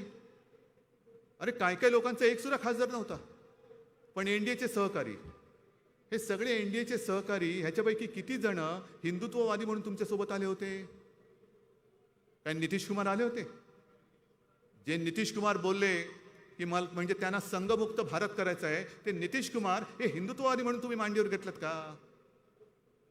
आणि आता सुद्धा गेल्या आठवड्यामध्ये ते बोललेत हे भोंग्याचं वगैरे बकवास आहे. घातलं तुमच्या भोंग्यात पाणी त्या नितीश कुमारने. तुम्ही कुठे वाजवताय भोंगा तुमचा. काय हिंमत आहे का तिकडे नितीश कुमार समोर बोलायची. ओतलं त्याने भोंग्यात पाणी. तो हे चाळे मी नाही करणार इकडे. इकडे ज्याची त्याची मर्जी, ज्याने त्यांनी त्याच्याप्रमाणे पूजा अर्चा करावी. पण आणखीन एक जो महत्वाचा प्रश्न आहे, आज जे काश्मीरमध्ये चाललेलं आहे तेव्हाही सुरू होतं. आणि त्यावेळेला ह्याच बोगस हिंदुत्ववाद्यांनी भारतीय जनता पक्षाने मुफ्ती महम्मद सईद बरोबर सरकार स्थापन केलं होतं. काय मुफ्ती महम्मद सईद किंवा मेहबूबा मुफ्ती भारत माता की जय बोलतात का तुमच्या कानामध्ये वंदे मातरम बोलतात. पण काय आवेशाने सांगितलं. मी विधानसभेत बोललो तर मिरच्या लागल्या. नाही म्हणे तिकडे आम्हाला आव्हान दिलं होतं की इथे तुमच्या निवडणुका कशा होतात ते आम्ही बघतो, म्हणून आम्ही निवडणुका घेऊन दाखवल्या. चांगली गोष्ट आहे. मग नाही, परत मग आम्हाला पाकिस्तानने आव्हान दिलं की तुम्ही सरकार कसं स्थापन करता दाखवा, म्हणून आम्ही सरकार स्थापन करून दाखवलं. कोणाबरोबर? मेहबूबा, त्या मुफ्ती मोहम्मद बरोबर. आनंदाची गोष्ट आहे. पण देवेंद्रजी, मधला एक संदर्भ तुम्ही गाडलेला आहात, तो सगळ्या लोकांना मला सांगायचं आहे की मुफ्ती मोहम्मदनी जेव्हा प्रेस कॉन्फरन्स घेतली होती, तुमचा मंत्री त्याच्या सोबत होता आणि त्या प्रेसमध्ये त्यांनी सांगितलं होतं की काश्मीर खोऱ्यातल्या निवडणुका शांततेत पार पाडू दिल्या, म्हणून मी पाकिस्तान, हुरियत आणि दहशतवाद्यांना धन्यवाद देतो. मग नेमकं तुम्ही कोणाला काय दाखवलं? कोणाला काय दाखवलं? हे तुमचं हिंदुत्व. बरं तर बरं, ते म्हणतात बाबरीच्या वेळेला शिवसैनिक नव्हतेच, मी गेलो होतो म्हणे तिकडे. आता तुमचं वय काय होतं? काय शाळेच्या सहलीला गेलो होतात? हा, काय शाळेची सहल होती का कॉलेजची सहल होती? चला चला चला चला अयोध्येला चला, चला चला चला चला अयोध्येला चला, असं काय होतं की बाबरी बघायला चला? काय तुमचं वय? बोलता किती? करता काय? मग तुम्ही आमच्यावरती जर का शंका व्यक्त करत असाल तर मी तुम्हाला थेट प्रश्न विचारतोय, तो तुम्ही तरी हिंदुत्वासाठी काय केलंय हे आता जनतेला कळून जाऊ द्या, देशाला कळू द्या. तुम्ही काय केलंय हिंदुत्वासाठी? बाबरी तर पाडली नाहीच. तुम्ही जर का देवेंद्र तिकडे खरंच गेला होतात ना, तर नुसता चढायचा प्रयत्न केला असता तरी बाबरी तुमच्या वजनाने खाली आली असती. हे लोकांना श्रमच करावे लागले नसते. तुम्ही नुसता प्रयत्न, एक नुसता पाय टाकला असता तर बाबरी खाली आली असती. पण आता म्हणतात ती मशीद नव्हती, तो ढाचा होता. अच्छा, मग तेव्हा एवढं टिपेला सगळं काय केलं होतं? बाबरी मंदिर पाडलं आणि मस्जिद बांधली, मंदिर पाडलं मस्जिद बांधली. आणि मला आठवत आहे, मी साक्ष आहे, सगळ्यांना लाखोच्या करोडीच्या संख्येने अयोध्येला बोलवलं होतं. त्याच्यात शिवसैनिक पण होते. आडवाणींचा मुलाखतीचा तो व्हिडिओ आहे. त्यांनी सांगितलं की ती जी लोक चढली होती ती मराठी बोलत होती, म्हणून मी प्रमोदला सांगितलं जा जरा बघून ये. प्रमोद गेला, पण प्रमोदचं देखील ती ऐकायला तयार नव्हती. मग अशी प्रमोदचं सुद्धा ऐकायला तयार नसलेली माणसं, मराठी माणसं कोण असतील दुसरी?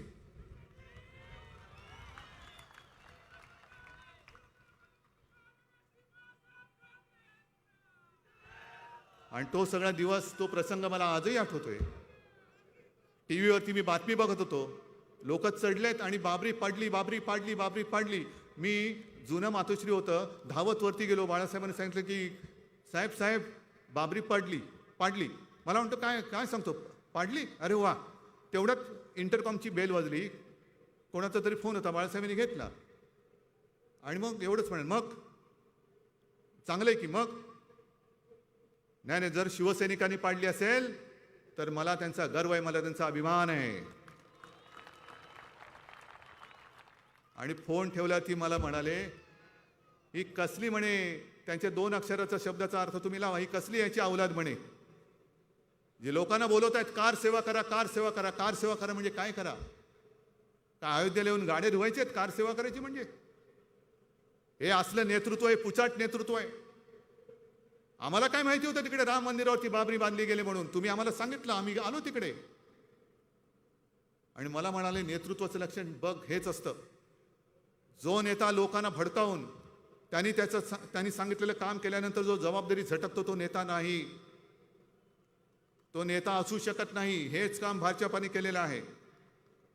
सुंदरसिंग भंडारी बोलले होते की हे काम आमचं नाही, हे कदाचित म्हणे शिवसैनिकांनी केलं असेल.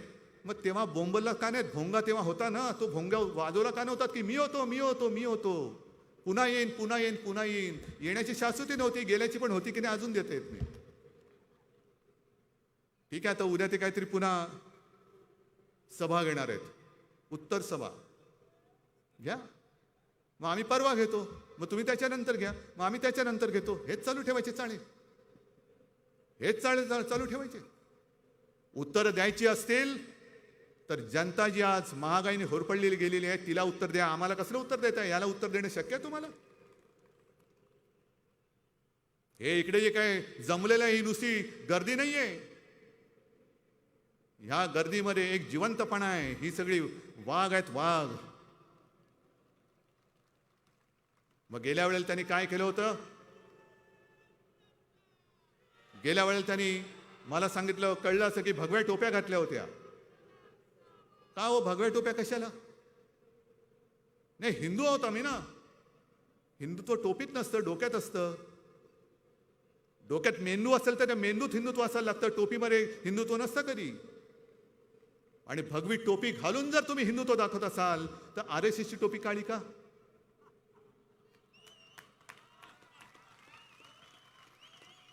RSSची टोपी का? ही अशी सगळी विकृत माणसं. तुम्ही म्हणजे हिंदू नाही, ठीक आहे ना, आम्ही कुठे म्हणतोय की आम्ही म्हणजेच हिंदू, पण जे दिसतंय ते सत्य आहे, ते सांगण्याची आम्हाला गरज नाही. आम्ही हिंदू आहोत की नाही हे ठरवणारे तुम्ही नाही आहात. पण एक गोष्ट नक्की की तुमचं विकृत हिंदुत्व हे आम्हाला मान्य नाही. ही विकृती आहे. शिवसेना प्रमुखाने हिंदुत्वाचा विचार दिला, तुम्ही त्या हिंदुत्वाचा विकार करतात. आणि अशी विकारी माणसं ही देशाचा कारभार काय करणार? मनोरुग्ण आहेत ही लोक. आजच मी येताना टीव्हीवरती बातम्या बघत होतो, कोणत्या दिशेने आपण चाललेलो आहोत. संजय राऊत म्हणाले की देशाला दिशा दाखवा. काय दिशा दाखवायची? दुर्देशाकडे आपण चाललेलो, दुर्देशाकडे चाललेलो आहोत. कोण थांबवणार? ज्यांच्यावरती विश्वास टाकला तोच जर का केसाने गळा कापणार असेल तर मग देश कोणाच्या हातामध्ये द्यायचा, कोणी हातामध्ये घ्यायचा? आता येताना मी टीव्हीवरती बातमी बघितली, एक कोणतरी बाई आहे, तिने शरद पवारांवरती कॉमेंट केली. फार विचित्र कॉमेंट आहे. काय घरी आई वडील आजी आजोबा भाऊ बहीण आहेत की नाही? संस्कार काय होतात की नाही तुमच्यावरती? संस्कार काय होतात की नाही? किती काही जरी झालं तर बाई तुझा संबंध काय? कोणावरती बोलतेस? काय बोलतेस? जर हे तुझं वक्तव्य असेल, तुझ्या मुलांचं काय होणार? ती काय होणार उद्या? हा जो सुसंस्कृतपणा आहे तो आपल्या देशातनं आणि आपल्या राज्यातनं जात चाललेला आहे. तो आपल्याला जपायचा आहे. ते खरं हिंदुत्व आहे. सुसंस्कृतपणा जपणं. नाहीतर म्हणायचं कशाला? नुसतं श्लोक म्हणायचे, हे म्हणायचे आणि तिकडे जाऊन वाटेल ते करायचं. म्हणजे मग करून करून भागले आणि देवपूजेला लागले. हे हिंदुत्व? या सगळ्या चित्रविचित्र गोष्टी ह्या टाळल्या गेल्या पाहिजेत. हे सांगणारं आज दुर्दैवाने कोण दिसत नाही. हे काम आपल्याला करायचंय आहे ना. याच्यामध्ये आपण मुंबई स्वतंत्र करणार म्हणतात, कशासाठी करणार हे तुम्हाला मी सांगितलं. पण मुंबईमध्ये जी कामं आपण करतो आहोत ही अभिमानाने आपण सांगितली पाहिजेत. मुंबईमधल्या आपल्या या शहरातल्या एकमेव महापालिका असेल 8 भाषांमध्ये शिक्षण देतं. एकमेव महापालिका. CBSE ICSE वगैरे हा सगळे जे अभ्यासक्रम आहेत हे आपली एकमेव महापालिका आहे, ती आपल्या शाळेमध्ये देते. म्हणजे आपल्या शाळेमध्ये यापूर्वी जी काही परिस्थिती होती, कोणी जर का विचारलं की तुमचा मुलगा जातो कुठे, तर लोक कदाचित तेव्हा लाजत होते की महापालिकेत शाळा. कारण महापालिकेत शाळा काय असणार? गरिबांची शाळा, फुकटची शाळा, ह्याच्यात काय अभ्यास असणार? आता जाऊन बघा तुम्ही, आता महापालिकेच्या शाळांमध्ये आपल्या मुलांना प्रवेश मिळावा म्हणून दाराच्या बाहेर रांग लागते. मध्ये अरविंद केजरीवाल येऊन कशासाठी काय बोलले की त्यांचं शाळा किती मोठ्यात असतील ना. पण केजरीवाल साहेब, तुमचं राज्य आहे, आमची महापालिका आहे, एक महापालिका, आणि महापालिकेने तुमच्या तोडीचं काम केलेलं आहे. कोविडचं काम किती मोठं झालेलं आहे. कोविड, मी अभिमानाने सांगेन की देशामध्ये दुसरं कोणतेही राज्य एवढं नसेल की ज्यांनी आरोग्य व्यवस्था ही एवढ्या पटीने वाढवलेली आहे. एवढ्या पटीने. हे मी वारंवार सांगितलं, मला पुन्हा फेसबुक लाईव्ह नाही करायचं. पण जणू काही महाराष्ट्रामध्ये संपूर्ण सगळं भंगार राज्य चाललेलं आहे. माफिया का राज. मला असं वाटतं आता दाऊदच्या मागे लागलेत. पण दाऊद जर का बोलला मी भाजपात येतो, तर मंत्री म्हणून त्यांच्यासोबत कधी दिसू शकतो. कदाचित म्हणूनच त्याच्या मागे लागले असतील. बघ इकडे कसं ईडी मागे लागले होते, आमच्यात लोक येत आहेत, आमच्यामध्ये ये, मग तुला मंत्री बनवतो. उद्या दाऊदला पण मंत्री बनवतील आणि सांगतील तसं काय नाही हो, दाऊद म्हणजे आमचा गुणाचा पुतळा आहे. ही अशी चित्रविचित्र सगळी भानगडी करणारी माणसं बघितल्यानंतर हे स्वतःला हनुमान पुत्र म्हणू तरी कसे शकतात? ज्या हनुमानाने पेट्या शेपटीने लंका जाळली होती, तुम्ही बाबरी पाडल्यानंतर शेपट्या आत घालून बसला होतात आणि तुमची वीतभर नाही, कित्येक मैल पळापळ झाली होती. ने पटकन बोललेलं बरं, नाही तर तुमचा गैरसमज व्हायचा. तर हे सगळं हनुमान पुत्र बित्र ह्या गोष्टी तुमच्या तोंडात शोभत नाहीयेत. ज्या रिकाम्या थाळ्या तुम्ही त्यावेळेला गो करोना गो म्हणून वाजवल्या, त्या थाळ्या आजही रिकाम्या आहेत. तुम्हाला एका गोष्टीचं नक्कीच समाधान वाटेल की जी आपण शिवभोजन थाळी म्हणून गरिबांसाठी 10 रुपयात देतो आहोत, मधल्या काळात आपण मोफत देत होतो, त्याच्यामध्ये 5 रुपयाने पण देत होतो. आज 10 कोटीच्या वरती त्या थाळ्यांचं वितरण झालेलं रोज चालू आहे, रोज चालू आहे. शिवभोजन रोज चालू आहे. पोटभर जेवण, पोटभर खा. आम्ही भरलेली थाळी देतो, रिकामी थाळी नाही देत. मग रिकाम्या थाळीचं करायचं काय? थाळी रिकामी राहिली तर लोक विचारतील प्रश्न. मग काय नाही, जा बाल्कनी थाळी वाजव. मग आता पण करा. गो महागाई गो, गो बेकारी गो. जे आज आपण इकडे हिंदुत्वाचं सांगितलंय की हृदयात राम आणि हाताला काम देणारं आमचं हिंदुत्व आहे, हा आमच्या हिंदुत्वाचा अर्थ आहे. काय तुमच्या हिंदुत्वाचा अर्थ काय? घंटा वाजवायची नुसती.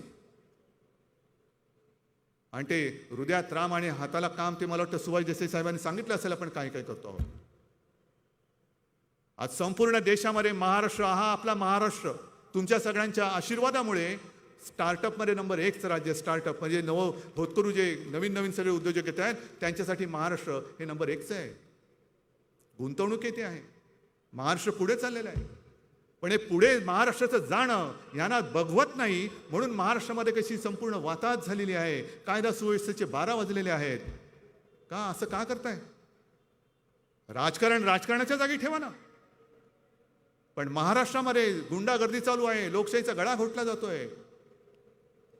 तो सॉसचा फोटो आल्यानंतर दिल्लीतनं पत्र आलं की याला केंद्राची सुरक्षा असताना ह्याच्यावरती हल्ला झाला कसा? राहुल भटच्या हल्ल्याचं विचारणार तातडीने दिल्लीत. पण सुरक्षा तुम्ही दिली ना, मग तुम्ही काय आम्हाला विचारता? सुरक्षेला विचारा ना खरं काय झालं. सॉसची बाटली दिली कोणी? विचारा त्यांना. ह्या सगळ्या ज्या काही गोष्टी चाललेल्या आहेत या बघितल्यानंतर जो उद्वेग होतो, उद्वेग की हे महाराष्ट्राला बदनाम करतायत. जणू काय महाराष्ट्रामध्ये चरस गांजाच्या शेतीला मोठा काहीतरी एक धुमारा फुटलेला आहे. काढा, गेल्या 2 वर्षातल्या सगळ्या केसेस काढा. जे जे तुम्ही आरोप केले त्यांचं पुढे पुढे काय झालं? सुशांत सिंगचं काय झालं? आणखीन काय झालं? पुढे काय झालं? पुढे काय झालं? बोंबलायचं नुसतं. घशाला जी खास सुटते ती खाजवायची कशी म्हणून हे बोलून घेतात. पण आम्ही संयम बाळगतोय म्हणजे आम्ही नामर्दाची औलाद नाही. एक तर आम्ही कोणाच्या अंगावर जात नाही, पण कोण अंगावर आलं तर त्याला सोडत नाही. हे आमचं हिंदुत्व, हे फक्त लक्षात ठेवा. हे आमचं हिंदुत्व आहे. आम्ही कधी कोणी तुमच्या कुटुंबियांची निंदा नालस्ती केले? आम्ही कधी कोणी तुम्हाला भ्रष्टाचारी किंवा माफिया म्हटलं? भ्रष्टाचारी आहातच. एक एक प्रकरणं बाहेर येतात. आता एक एक प्रकरणं बाहेर येत आहेत. पण केवळ सत्ता मिळत नाही म्हणून तुमचं जे काय चाललेलं आहे एकतर्फी प्रेम. मग काही वेळेला असं वाटतं की हे कोणत्या दिशेने चाललेले आहेत. मध्ये मध्ये वृत्तपत्रांची बातम्या येतात ना, दुर्दैवाने असं घडतं. घडायला नाही पाहिजे की कोणाचं तरी कोणावरती एकतर्फी प्रेम असतं आणि मग ती नाही म्हणते म्हणून तिला विद्रूप करून टाकायचं, ॲसिड फेकायचं. तसं यांचं एकतर्फी प्रेमातनं महाराष्ट्र विद्रूप करण्याचं काम चाललेलं आहे. का करता हा शिवरायाचा पवित्र जो महाराष्ट्र का बदनाम करताय? काय तुमच्याकडे योजना असतील घेऊन या, आपण करूया. चला, मी आज तुम्हाला सुसंस्कृतपणाने सांगतोय की हे सगळे तमाशे बंद करा. या एकत्र बसून आपण महाराष्ट्र पुढे नेऊया. या माझी तयारी आहे. चला या. एकतर हिंदुत्वाची चिंता करूच नका तुम्ही. कोणी मायेचा पूत निदान या महाराष्ट्रामध्ये भगव्याला हात घालू शकणार नाही, हिंदुत्वाला तर ओरखडा सुद्धा काढू शकणार नाही. एवढं मजबूत सरकार, आणि सरकारपेक्षा जास्त मजबूत हे शिवसेना प्रमुखांचे मावळे इकडे बसलेले आहेत. मग मध्येच कोणतरी उठतं. मला मध्ये एका शिवसैनिकांनी चांगलं सांगितलं अचानक, कारण हल्ली जरा मी भेटायला सुरुवात केलेली आहे, बोलतो फोनवरती वगैरे. मला एका शिवसैनिकांनी काय कशासाठी विचारलं पटकन, साहेब तुम्ही तो लगेरो मुन्नाभाई पाहिलात का? म्हटलं संबंध काय लगेरो मुन्नाभाईचा? म्हटलं थोडासा पाहिला. का रे? त्याच्यात नाही का त्या संजय दत्तला गांधीजी दिसतात, गांधीजी बोलतात. महागांधीगिरी करायला लागतो. म्हटलं मग नाही, तशी एक केस आहे आपल्याकडे म्हणे. म्हटलं कोणती केस? अहो ती नाही का ज्याला स्वतःला बाळासाहेब झाल्यासारखं वाटतं, शाल घेऊन फिरतात म्हणे हल्ली. मग कधी मराठीच्या नादाला लागतात, कधी हिंदुत्वाच्या नादाला लागतात.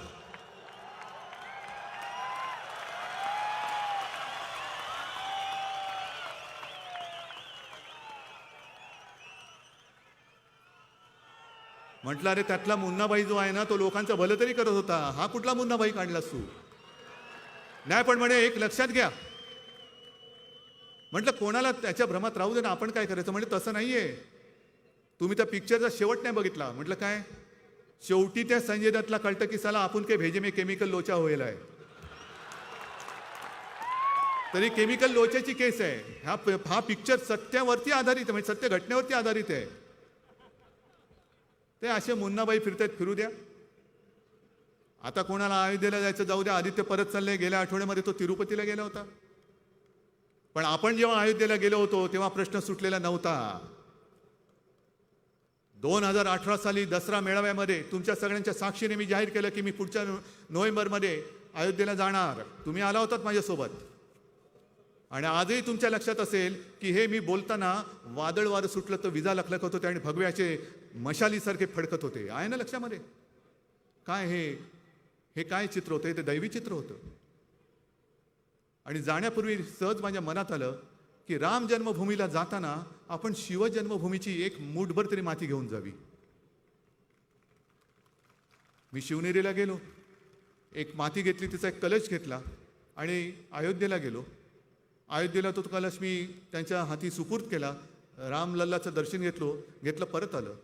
तेव्हा शिवसेनेची मागणी होती की खास कायदा करा आणि राम मंदिर बनवा. नाही केलीत. 1 वर्ष निघून गेलं. योगायोग म्हणायचं का चमत्कार म्हणायचा हे तुम्ही ठरवा. बरोबर नोव्हेंबरमध्ये आपण 2018ला अयोध्येला गेलो होतो. 2019ला अयोध्येचा निकाल आला, राम मंदिराच्या बाजूने आला आणि 2019मध्ये आपल्या सगळ्यांच्या आशीर्वादाने मी मुख्यमंत्री झालो.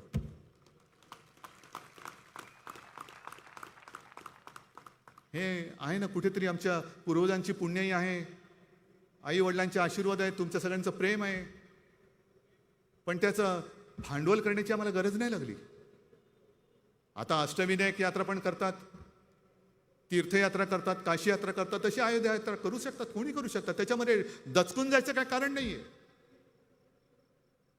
पण जे हिंदुत्वाबद्दल बोलताय तुम्ही, मग जे आपल्या या महाविकास आघाडी सरकारने केलेलं आहे की प्राचीन मंदिरांचा जीर्णोद्धार, कधीतरी देवेंद्र तुम्हाला सुचलं होतं हे? त्या मंदिरावरती भोंगा आणि झेंडा लावायला पुढे जाल, पण ते मंदिर टिकेल कसं हे तुम्ही कधी बघितलं? ते काम आपण करतो आहोत.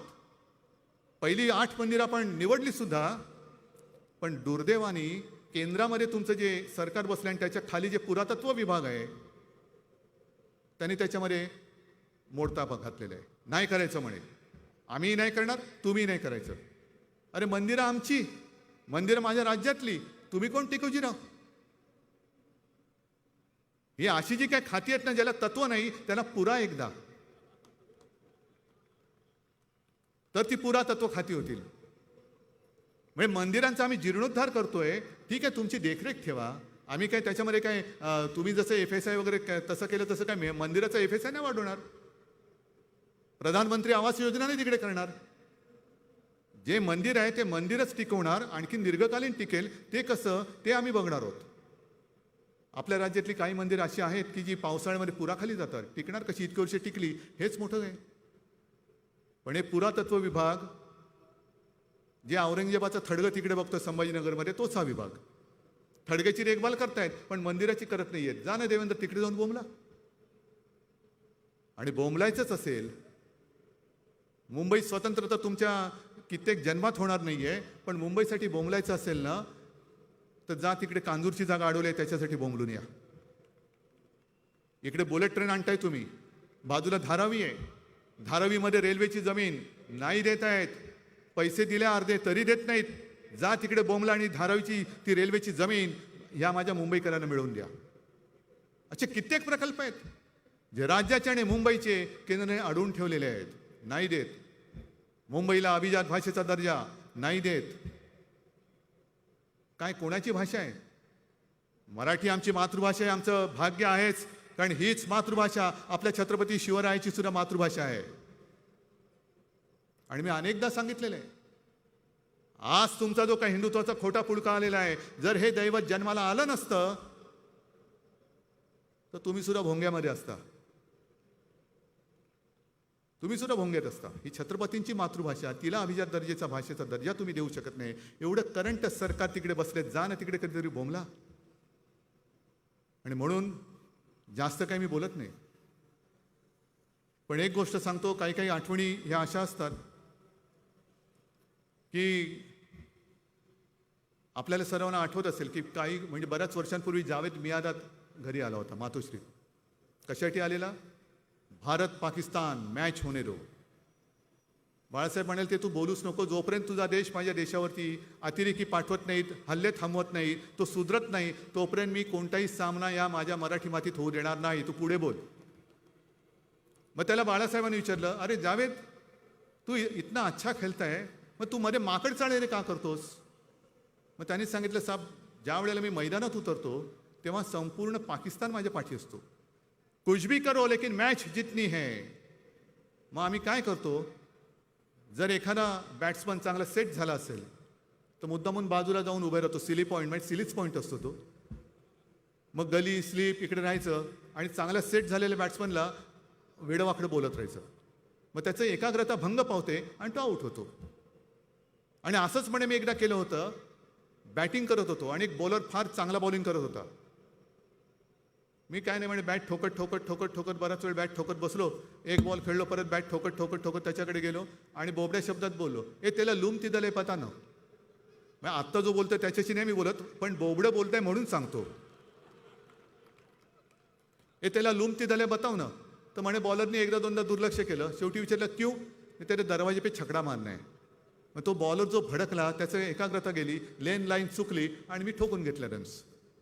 हे असे सगळे बोबडे बोल जे आपल्या कानावर येत आहेत त्याचा मी मागचा अर्थ सांगितला. तर अशा या बोबड्यांकडे लक्ष देऊ नका. याला क्रिकेटमध्ये स्लेजिंग म्हणतात.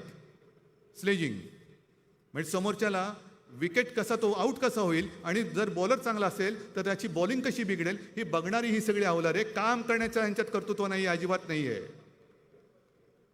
आणि आज आपण जे करतो आहोत हे काम हे त्यांना पचत नाहीये, पटत नाहीये. पुन्हा एक तर बघा, सत्ता 2.5 वर्ष झाली आपली, उद्धव ठाकरेला प्रशासन काही कळत नाही. हे सरकार कसं चालणार? हे आत्ता पडेल, मग पडेल, आणखीन पडेल. पिकलेले आंबे पडतात 2 वर्ष पण सरकार नाही पडत आहे. मग शिवसेना यांच्यासोबत जाणार, मग शरद पवार यांच्यासोबत जाणार, मग काँग्रेस फुटतात, काहीच होत नाहीये.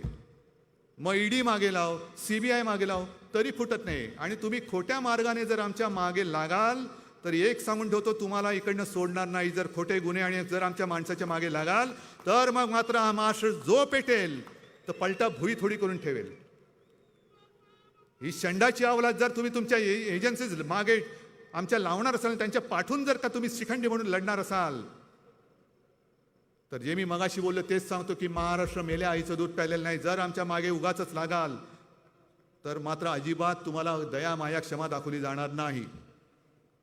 पण कायद्याचा दुरुपयोग जसा आम्ही नाही करत तसा तुम्ही करू नका.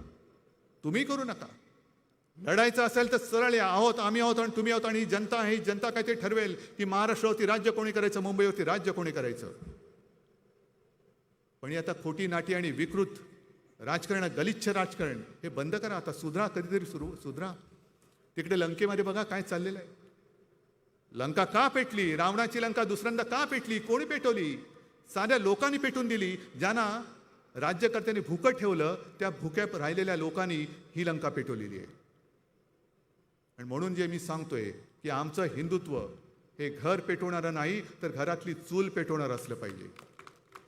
घर पेटवणं सोपं आहे, पेटवा दंगली, काय मिळणार काय तुम्हाला? पण घर जरी अख्खं पेटलं तरी घरातली चूल नाही पेटू शकत. आम्हाला घरातली चूल पेटवायची. कशी पेटवणार चूल? उज्ज्वला योजनेचे 12 वाजले, गॅस गेला. मध्ये कोणीतरी सांगितलं की मोदीजींनी एवढं अनाज फुकट दिलं. अरे फुकट पण काय खायचं कसं? कच्चं डाळ दिली, तांदूळ दिली, काय बाकाण्यामध्ये चणे शेंगदाणे आहेत की काय कच्चे खात जायला? शिजवायची सोय काय? शिजवण्याची सोय नाही. रामचालिसा पडो. त्या रामाचा आणि हनुमान चालिसा हनुमानाचा अपमान करू नका. ते हृदयामध्ये असायला पाहिजे जे आमच्या आहे. मी सुद्धा लहान असताना माझे आजोबा आमच्याकडनं रोज श्लोक प्रार्थना न चुकता करून घ्यायची. ती प्रार्थना मला सुद्धा येते. अगदी अर्जुनाने केलेलं दुर्गा स्तोत्र ते सुद्धा आज मला पाठ आहे. पण ते नुसतं पाठ करून काय उपयोग आहे?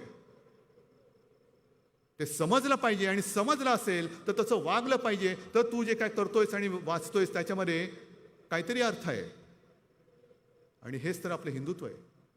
मला तुम्हाला एवढंच सांगायचं आहे की उगाच भलत्या सलत्या कारणं जी काही येत आहेत बिचकून जायचं कारण नाही. तसे तुम्ही नाहीच.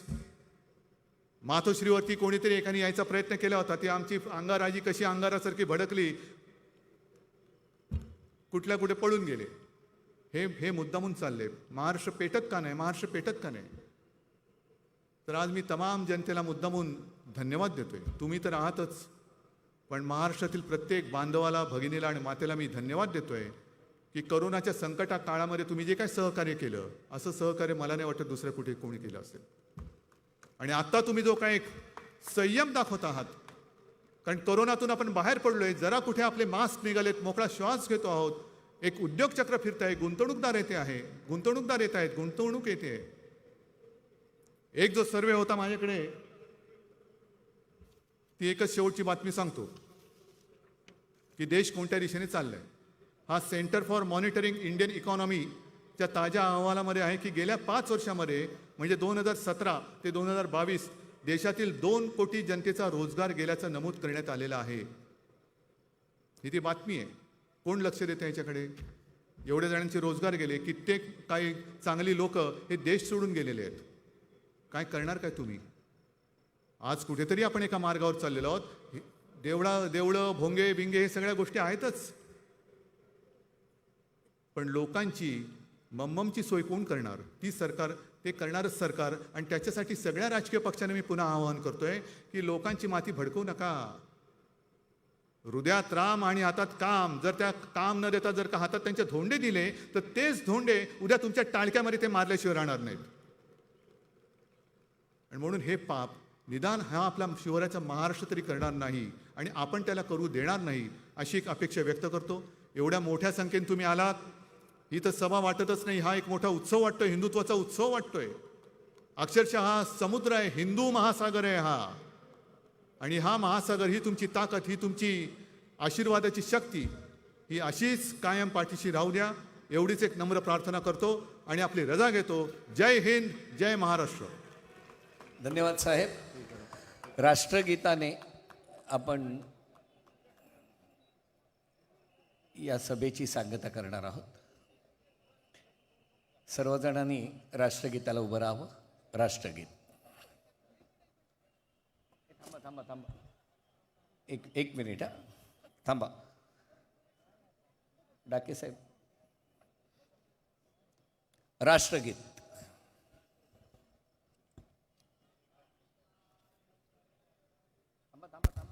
थांबा लिहून.